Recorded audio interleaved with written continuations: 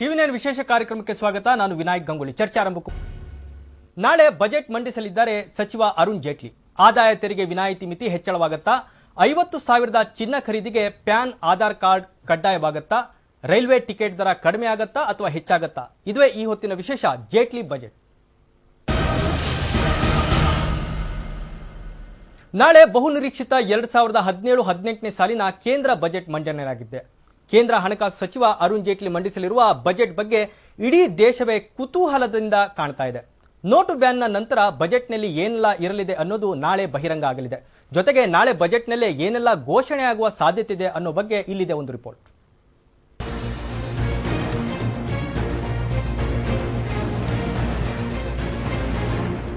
Demonetisation ಆದ ಮೇಲೆ ದೇಶದ ಆರ್ಥಿಕತೆಯಲ್ಲಿ ಬಹಳಷ್ಟು ಬದಲಾವಣೆಗಳಾಗಿವೆ. ನೋಟ್ ಬ್ಯಾನ್ನಿಂದ ಜನ ಸುಧಾರಿಸಿಕೊಳ್ತಿರುವ ಸಮಯದಲ್ಲೇ 2017-18ನೇ ಸಾಲಿನ ಕೇಂದ್ರ ಬಜೆಟ್ ಕೂಡ ಮಂಡನೆಯಾಗ್ತಿದೆ. ನಾಳೆ ಕೇಂದ್ರ ಹಣಕಾಸು ಸಚಿವ ಅರುಣ್ ಜೇಟ್ಲಿ ಅವರು ಬಜೆಟ್ ಮಂಡಿಸಲಿದ್ದು ಜನರ ನಿರೀಕ್ಷೆ ದುಪ್ಪಟ್ಟಿದೆ. ಹಾಗಾದ್ರೆ ನಾಳೆ ಅರುಣ್ ಜೇಟ್ಲಿ ಅವರ ಬ್ರೀಫ್ ಕೇಸ್ನಲ್ಲಿ ಏನಿರಬಹುದು ಅನ್ನೋದನ್ನ ಡೀಟೇಲ್ ಆಗಿ ಈಗ ತೋರಿಸ್ತೀವಿ ನೋಡಿ.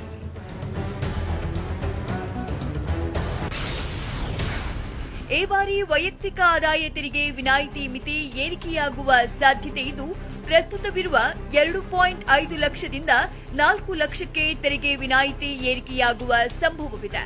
ಅದೇ ರೀತಿ 4 ಲಕ್ಷದಿಂದ 10 ಲಕ್ಷ ರೂಪಾಯಿ ಆದಾಯಕ್ಕೆ ಶೇಕಡಾ 10, 10 ಲಕ್ಷದಿಂದ 15 ಲಕ್ಷ ರೂಪಾಯಿ ಆದಾಯಕ್ಕೆ ಶೇಕಡಾ 15, 15 ಲಕ್ಷದಿಂದ 20 ಲಕ್ಷ ರೂಪಾಯಿ ಆದಾಯಕ್ಕೆ ಶೇಕಡಾ 20 ಮತ್ತು 20 ಲಕ್ಷ ಮೇಲ್ಪಟ್ಟ ಆದಾಯಕ್ಕೆ ಶೇಕಡಾ 30ರಷ್ಟು ತೆರಿಗೆ ವಿಧಿಸುವ ಸಾಧ್ಯತೆ ಇದೆ. ಕಾರ್ಪೊರೇಟ್ ತೆರಿಗೆಯೂ ಇಳಿಕೆಯಾಗುವ ಸಾಧ್ಯತೆ ಇದ್ದು, ಶೇಕಡಾ 25ರಿಂದ 20ಕ್ಕೆ ಇಳಿಸಬಹುದು ಎಂಬ ನಿರೀಕ್ಷೆ ಇದೆ.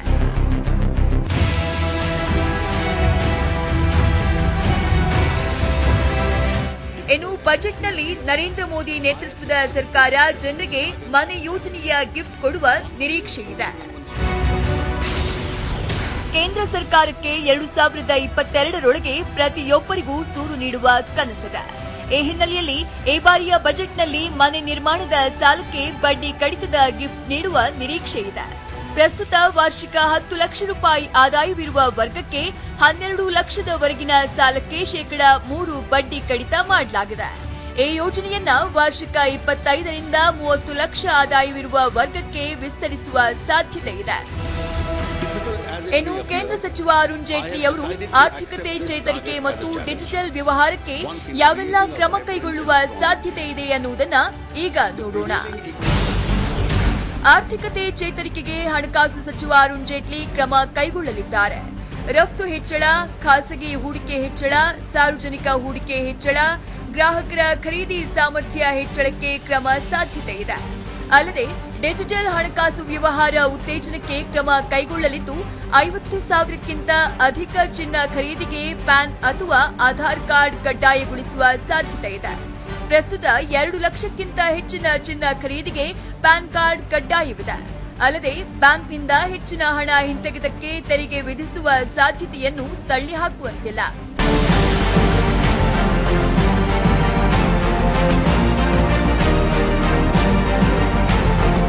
ಇನ್ನು ಕೃಷಿ ಕ್ಷೇತ್ರಕ್ಕೆ ಯಾವೆಲ್ಲ ಯೋಜನೆಗಳು ಘೋಷಣೆಯಾಗಲಿದೆ ಅನ್ನುವುದರ ಮಾಹಿತಿ ಎಲ್ಲಿದೆ ನೋಡಿ. ಇನ್ನು ಈ ಬಾರಿಯ ಬಜೆಟ್ನಲ್ಲಿ ಕೃಷಿ ಕ್ಷೇತ್ರಕ್ಕೆ ಹೆಚ್ಚಿನ ಸಾಲ ನೀಡುವ ಯೋಜನೆ ಘೋಷಣೆ ಮಾಡುವ ನಿರೀಕ್ಷೆ ಇದೆ. ಕೃಷಿ ಸಾಲದ ಮೊತ್ತ 10 ಲಕ್ಷ ಕೋಟಿ ರೂಪಾಯಿಗೆ ಏರಿಕೆ ಮಾಡುವ ಸಾಧ್ಯತೆ ಇದ್ದು, ಪ್ರಸ್ತುತ ಕೃಷಿ ಸಾಲಕ್ಕೆ 9 ಲಕ್ಷ ಕೋಟಿ ರೂಪಾಯಿ ಮೀಸಲಿಡಲಾಗಿದೆ. 10,000 ಕೋಟಿ ಪ್ರಧಾನಮಂತ್ರಿ ಫಸಲ್ ಭೀಮಾ ಯೋಜನೆಗೆ ಹಂಚಿಕೆ ಮಾಡುವ ಪ್ರಸ್ತಾಪವೂ ಇದೆ. ಬಹುಮುಖ್ಯವಾಗಿ ರೈತರಿಗೆ ಶೇಕಡಾ 4ರ ಬಡ್ಡಿ ದರದಲ್ಲಿ 3 ಲಕ್ಷ ರೂಪಾಯಿವರೆಗೆ ಸಾಲ ನೀಡುವ ಯೋಜನೆ ಘೋಷಿಸುವ ಸಂಭವ ಇದೆ. ರಸ್ತೆ, ರೈಲ್ವೆ, ನೀರಾವರಿ ಕ್ಷೇತ್ರಗಳಿಗೆ ಹೆಚ್ಚಿನ ಹಣ ಮೀಸಲಿರಿಸುವ ಸಾಧ್ಯತೆಯೂ ಇದೆ. ನಾಳೆ ಅರುಣ್ ಜೇಟ್ಲಿ ಅವರು ಯೂನಿವರ್ಸಲ್ ಬೇಸಿಕ್ ಇನ್ಕಮ್ ಯೋಜನೆ ಜಾರಿಗೊಳಿಸುತ್ತಾರೆ ಅನ್ನುವ ಕುತೂಹಲ ಮನೆ ಮಾಡಿದೆ. ಆದಾಯ ಇಲ್ಲದವರಿಗೆ ಪ್ರತಿ ತಿಂಗಳು ನಿಗದಿತ ಆದಾಯ ನೀಡುವ ಯೋಜನೆ ಇದಾಗಿದ್ದು, ಈ ಯೋಜನೆ ಜಾರಿ ಮಾಡುವುದು ಕಷ್ಟ ಅಂತಾನೂ ಹೇಳಲಾಗುತ್ತದೆ. ಜಿಡಿಪಿ ದರ ಏರಿಕೆಗೂ ಅರುಣ್ ಜೇಟ್ಲಿ ಕ್ರಮ ಕೈಗೊಳ್ಳುವ ಸಾಧ್ಯತೆ ಇದೆ. ಒಟ್ನಲ್ಲಿ ನಾಳೆ ಮಂಡನೆಯಾಗಲಿರುವ ಬಜೆಟ್ ಮೇಲೆ ತುಂಬಾನೇ ನಿರೀಕ್ಷೆ ಇದ್ದು ಅರುಣ್ ಜೇಟ್ಲಿ ಬ್ರೀಫ್ ಕೇಸ್ನಲ್ಲಿ ಏನಿದೆ ಅನ್ನೋದರ ಮೇಲೆ ಎಲ್ಲರ ಕಣ್ಣು ನೆಟ್ಟಿದೆ. ಚಂದ್ರಮೋಹನ್, ಟಿವಿ9, ನವದೆಹಲಿ. ಸೊ ಜೇಟ್ಲಿ ಬಜೆಟ್ ನಲ್ಲಿ ಏನಿರುತ್ತೆ ಏನಿರಲ್ಲ ಅಂತ ಹೇಳಿದ್ರ ಬಗ್ಗೆನೂ ಸಹ ಚರ್ಚೆ ಮಾಡೋಣ. ಈ ಚರ್ಚೆಯಲ್ಲಿ ಪಾಲ್ಗೊಳ್ಳೋದಕ್ಕೆ ನಮ್ಮ ಜೊತೆಯಲ್ಲಿ ಬ್ಯಾಂಕ್ ಆಫ್ ಬರೋಡಾದ ನಿವೃತ್ತ ಪ್ರಧಾನ ವ್ಯವಸ್ಥಾಪಕರಾದಂತಹ ಯಶವಂತ್ ಬಿಟಿ ಅವರು ಸಹ ನಮ್ಮ ಜೊತೆಗೆ ಜಾಯ್ನ್ ಆಗಿದ್ದಾರೆ. ಹಾಗೆ ಚಾರ್ಟೆಡ್ ಅಕೌಂಟೆಂಟ್ ಆಗಿರ್ತಕ್ಕಂಥ ಮೋಹನ್ ಕುಮಾರ್ ಬಿಎನ್ ಸಹ ನಮ್ಮ ಜೊತೆಗೆ ಜಾಯ್ನ್ ಆಗಿದ್ದಾರೆ. ಹಾಗೆ FKCCIನ ಬ್ಯಾಂಕಿಂಗ್ ಮತ್ತು ತೆರಿಗೆ ಸಮಿತಿ ಅಧ್ಯಕ್ಷರು ಮತ್ತೆ ಚಾರ್ಟೆಡ್ ಅಕೌಂಟೆಂಟ್ ಆಗಿರ್ತಕ್ಕಂಥ ಎನ್ ನಿತ್ಯಾನಂದ ಅವರು ಸಹ ನಮ್ಮ ಜೊತೆಗೆ ಜಾಯ್ನ್ ಆಗಿದ್ದಾರೆ. ಹಾಗೆ ಹುಬ್ಬಳ್ಳಿ ಸ್ಟುಡಿಯೋದಿಂದ ಐಸೆಕ್ನ ಮಾಜಿ ನಿರ್ದೇಶಕರು ಹಾಗೂ ಅರ್ಥಶಾಸ್ತ್ರಜ್ಞರು ಆದಂತಹ ಡಾಕ್ಟರ್ RS ದೇಶಪಾಂಡೆ ಅವರು ಸಹ ನಮ್ಮ ಜೊತೆಗೆ ಜಾಯ್ನ್ ಆಗಿದ್ದಾರೆ. ಈಗ ದೇಶಪಾಂಡೆ ಅವರಿಗೆ ಈಗ ದೇಶದ ಆರ್ಥಿಕತೆಯನ್ನ ಬಹಳ ವರ್ಷದಿಂದ ತಾವು ನೋಡಿದವರು, ಡಿಮಾನಿಟೈಸೇಷನ್ ಆದ್ಮೇಲೆ ಇಡೀ ದೇಶದ ನೋಟ ಇದೀಗ ಮೋದಿ ಸರ್ಕಾರ ಎಸ್ಪೆಷಲಿ ಜೇಟ್ಲಿ ಅವರು ಏನು ಬಜೆಟ್ ಕೊಡ್ತಾರೆ ಅಂತ ಹೇಳುವಂತದ್ರ ಮೇಲೆ ನಿಂತಿದೆ. ಈಗ ಮೋದಿ ಅವರು ಜೊತೆಗೆ ಪೊಲಿಟಿಕಲ್ ಆಗಿಯೂ ನೋಡಬೇಕು ಅಂತ ಹೇಳಿದ್ರೆ 5 ರಾಜ್ಯಗಳ ಚುನಾವಣೆ ಇದೆ. ದೇಶದ ಜನರಿಗೆ ಒಂದ್ ಕಡೆಯಲ್ಲಿ ಸಮಾಧಾನನೂ ಇದೆ, ಒಂದ್ ಕಡೆಯಲ್ಲಿ ಡಿಮಾನಿಟೈಸೇಷನ್ ಇಂದ ಅನೇಕ ವಿವಾದಗಳು ಸಹ ಎದ್ದಿದ್ದಾವೆ. ಈಗ ಮೋದಿ ಈ ಸಲದ ಬಜೆಟ್ ನಲ್ಲಿ ಒಂದು ಸುಧಾರಣಾ ಬಜೆಟ್ ಕೊಡ್ತಾರೋ, ಜನಪ್ರಿಯ ಬಜೆಟ್ ಕೊಡ್ತಾರೋ ಅಂತ ಹೇಳುವಂಥದ್ದು, ಮತ್ತೆ ಡಿಮಾನಿಟೈಸೇಷನ್ ಇಂದ ದೇಶಕ್ಕೆ ಎಷ್ಟು ಹಣ ಬ್ಲಾಕ್ ಮನಿ ಬಂದಿದೆ ಅಂತ ಹೇಳುವಂಥದ್ದು ಏನಾದರೂ ಅನೌನ್ಸ್ ಮಾಡಬಹುದಾ ತಮ್ಮ ಪ್ರಕಾರ?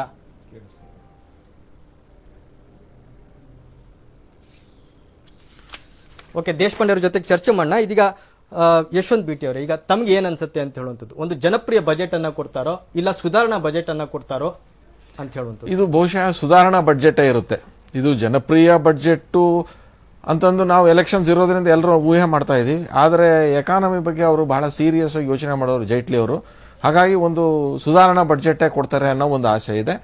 ಅಷ್ಟೇ ಅಲ್ಲ, ಅದ್ರ ಜೊತೆಗೆ ಕೆಲವು ಮುಖ್ಯವಾದ ಲಾಂಗ್ ಟರ್ಮ್ ಸ್ಕೀಮ್ಸ್ ಅಂತ ಏನು ಹೇಳ್ತೀವಿ, UBI ಅಥವಾ ಅಗ್ರಿಕಲ್ಚರ್ ವಿಷಯದಲ್ಲಿ ಇಂಡಸ್ಟ್ರಿಯಲ್ ಪ್ರೊಡಕ್ಷನ್ ಬಗ್ಗೆ, ಇದರ ಬಗ್ಗೆ ಅವರು ಕಾನ್ಸಂಟ್ರೇಟ್ ಮಾಡಿ ಈ ಒಂದು 4-5 ಸೆಕ್ಟಾರ್ ಏನಿದೆ, agriculture, industry, particular IT sector, ಆಮೇಲೆ ಏನು ಈ UBI ಬೇಸಿಕ್ ಇನ್ಕಮ್ ಸ್ಕೀಮ್ ಅಂತ ಹೇಳ್ತೀವಿ, ಇದ್ರ ಬಗ್ಗೆ ಅವರು ಕಾನ್ಸಂಟ್ರೇಟ್ ಮಾಡಬಹುದು ಅನ್ನೋ ಒಂದು ನಂಬಿಕೆ ಇದೆ. ಅಂದ್ರೆ ಸುಧಾರಣಾ ಬಜೆಟ್ ಕೊಡ್ತಾರೆ ಅವರು. ನಾವು ಅಂದ್ಕೊಂಡಾಗ ಏನು ಇನ್ಕಮ್ ಸ್ಲ್ಯಾಬ್ಸ್ ಜಾಸ್ತಿ ಆಗುತ್ತೆ, ಅದು ಒಂದು ಮಿನಿಮಮ್ ಇನ್ಕಮ್ ಸ್ಲ್ಯಾಬ್ ಜಾಸ್ತಿ ಆಗ್ಬೋದು. ನನ್ನ ಎಕ್ಸ್ಪೆಕ್ಟೇಷನ್ ಪ್ರಕಾರ ಅಪ್ ಟು 3 lakhs ಮಾಡಬಹುದು ಮತ್ತು ಸ್ಲ್ಯಾಬ್ ರೇಟ್ಸ್ ಚೇಂಜ್ ಮಾಡಬಹುದು. ಅಷ್ಟು ಬಿಟ್ರೆ ಬಹುಶಃ ಅದಕ್ಕಿಂತ ಜಾಸ್ತಿ ಕೊಡ್ಲಾರ ಅನ್ಸುತ್ತೆ. ಯಾಕೆಂತೀರಾ, ಅದು ಟ್ಯಾಕ್ಸ್ ನೆಟ್ ಅಲ್ಲಿ ಆಲ್ರೆಡಿ ಈಗ ನಾವು ಇರೋ ಜನಸಂಖ್ಯೆನೇ 3% ಇದೆ.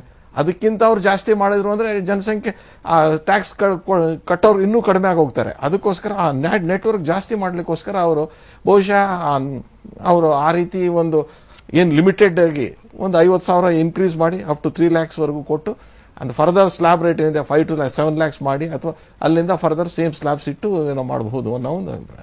ಓಕೆ, ನಿಮ್ ಜೊತೆ ಚರ್ಚೆನ ಮುಂದುವರಿಸ್ತಾರೆ. ಹಾಗೆ ದೇಶಪಾಂಡೆ ಅವರಿಗೆ ತಮ್ಮ ಹತ್ರ ನಾನು ಕೇಳ್ತಾ ಇದ್ದೆ, ದೇಶದ ಆರ್ಥಿಕತೆಯನ್ನ ಬಹಳ ವರ್ಷಗಳಿಂದ ಕಾಲ ತಾವು ಅಧ್ಯಯನ ಮಾಡಿದಂತವ್ರು, ಡಿಮಾನಿಟೈಸೇಷನ್ ಆದ್ಮೇಲೆ ಇದೇ ಮೊದಲನೇ ಬಾರಿಗೆ ಕೇಂದ್ರ ಸರ್ಕಾರ ಬಜೆಟ್ ಏನೇನು ಮಂಡಿಸ್ತಾ ಇದೆ, ಜನರ ನಿರೀಕ್ಷೆ ಸಹ ಬಹಳಷ್ಟು ಇದಾವೆ. ಯಾಕಂದ್ರೆ ಡಿಮಾನಿಟೈಸೇಷನ್ ಇಂದ ಜನರಿಗೆ ಹೆಲ್ಪ್ ಸಹ ಆಗಿದೆ, ಇನ್ನು ಕೆಲವು ವಿವಾದಗಳು ಸಹ ಎದ್ದಿದ್ದಾವೆ. ಈಗ ಮೋದಿ ಸರ್ಕಾರದ ಈ ಬಜೆಟ್ ಇಂದ ಏನ್ ನಿರೀಕ್ಷೆ ಮಾಡಬಹುದು ಜನ ಅಂತ ಹೇಳುವಂಥದ್ದು? 3 ಖಂಡಿತ ಬರಬೇಕು ಈ ಬಜೆಟ್ ಅಲ್ಲಿ. ಒಂದಂದ್ರೆ ಎಂಪ್ಲಾಯ್ಮೆಂಟ್ ಬಗ್ಗೆ ಸ್ಕೀಮ್ಸ್ ಬರಬೇಕು. ಯಾಕಂದ್ರೆ ಸಾಕಷ್ಟು ಜನರದು ಎಂಪ್ಲಾಯ್ಮೆಂಟ್ ಲಾಸ್ ಆಗಿದೆ, ಜೀವನಮಾನಕ್ಕೆ ಪರಿಣಾಮ ಆಗಿದೆ. ಅದಕ್ಕೂ ಒಂದು ಏನಾದ್ರೂ ಸಹಾಯ ಅದು ಬಂದೇ ಬರಲೇಬೇಕು. ಯಾಕಂದ್ರೆ ಒಂದಂದ್ರೆ NREGA ನಲ್ಲಿ ಜಾಸ್ತಿ ದುಡ್ಡು ಹಾಕಬಹುದು. ಇನ್ನೊಂದು ಅಂದ್ರೆ ಸ್ಮಾಲ್ ಅಂಡ್ ಮೀಡಿಯಂ ಇಂಡಸ್ಟ್ರೀಸ್, ಅದಕ್ಕೆ ಜಾಸ್ತಿ ಕ್ಯಾಪಿಟಲ್ ಫ್ಲೋ ಆಗಬೇಕು. ಮೂರನೇದು ಅಂದ್ರೆ ಮಾರುಕಟ್ಟೆನಲ್ಲಿ ಇಂಟರ್ವ್ಯೂನ್ ಮಾಡಿ ಮಾರುಕಟ್ಟೆ ಸರಿಯಾಗಿ ನಡೆಸಬೇಕು. ಅಂದ್ರೆ ಈ ಸಣ್ಣ ಕಾರ್ಯಕಾರಿಗೆ ಇರ್ತಾರಲ್ಲ, ಸಣ್ಣ ಶಾಪ್ಸ್ ಅವರು ಸ್ವಲ್ಪ ಅವ್ರಿಗೆ ಯಾವ್ದಾದ್ರು ಶಾಪ್ ಅಂದ್ರೆ ಇನ್ಕಮ್ ಟ್ಯಾಕ್ಸ್ ಎಕ್ಸೆಂಪ್ಷನ್ ಲಿಮಿಟ್. ಈಗ ತಾನೇ ಒಬ್ರು ಪ್ಯಾನಲಿಸ್ಟ್ ಹೇಳಿದ್ರು, ನನ್ನ ಸ್ನೇಹಿತರು, ಯಾವಾಗ ಅಲ್ಲಿ ಬೆಂಗಳೂರಲ್ಲಿ ಅವ್ರ ಪಕ್ಕ ಕೂತ್ಕೊಳ್ತಾ ಇದ್ದೆ, ಅವ್ರು ಹೇಳಿದ್ರು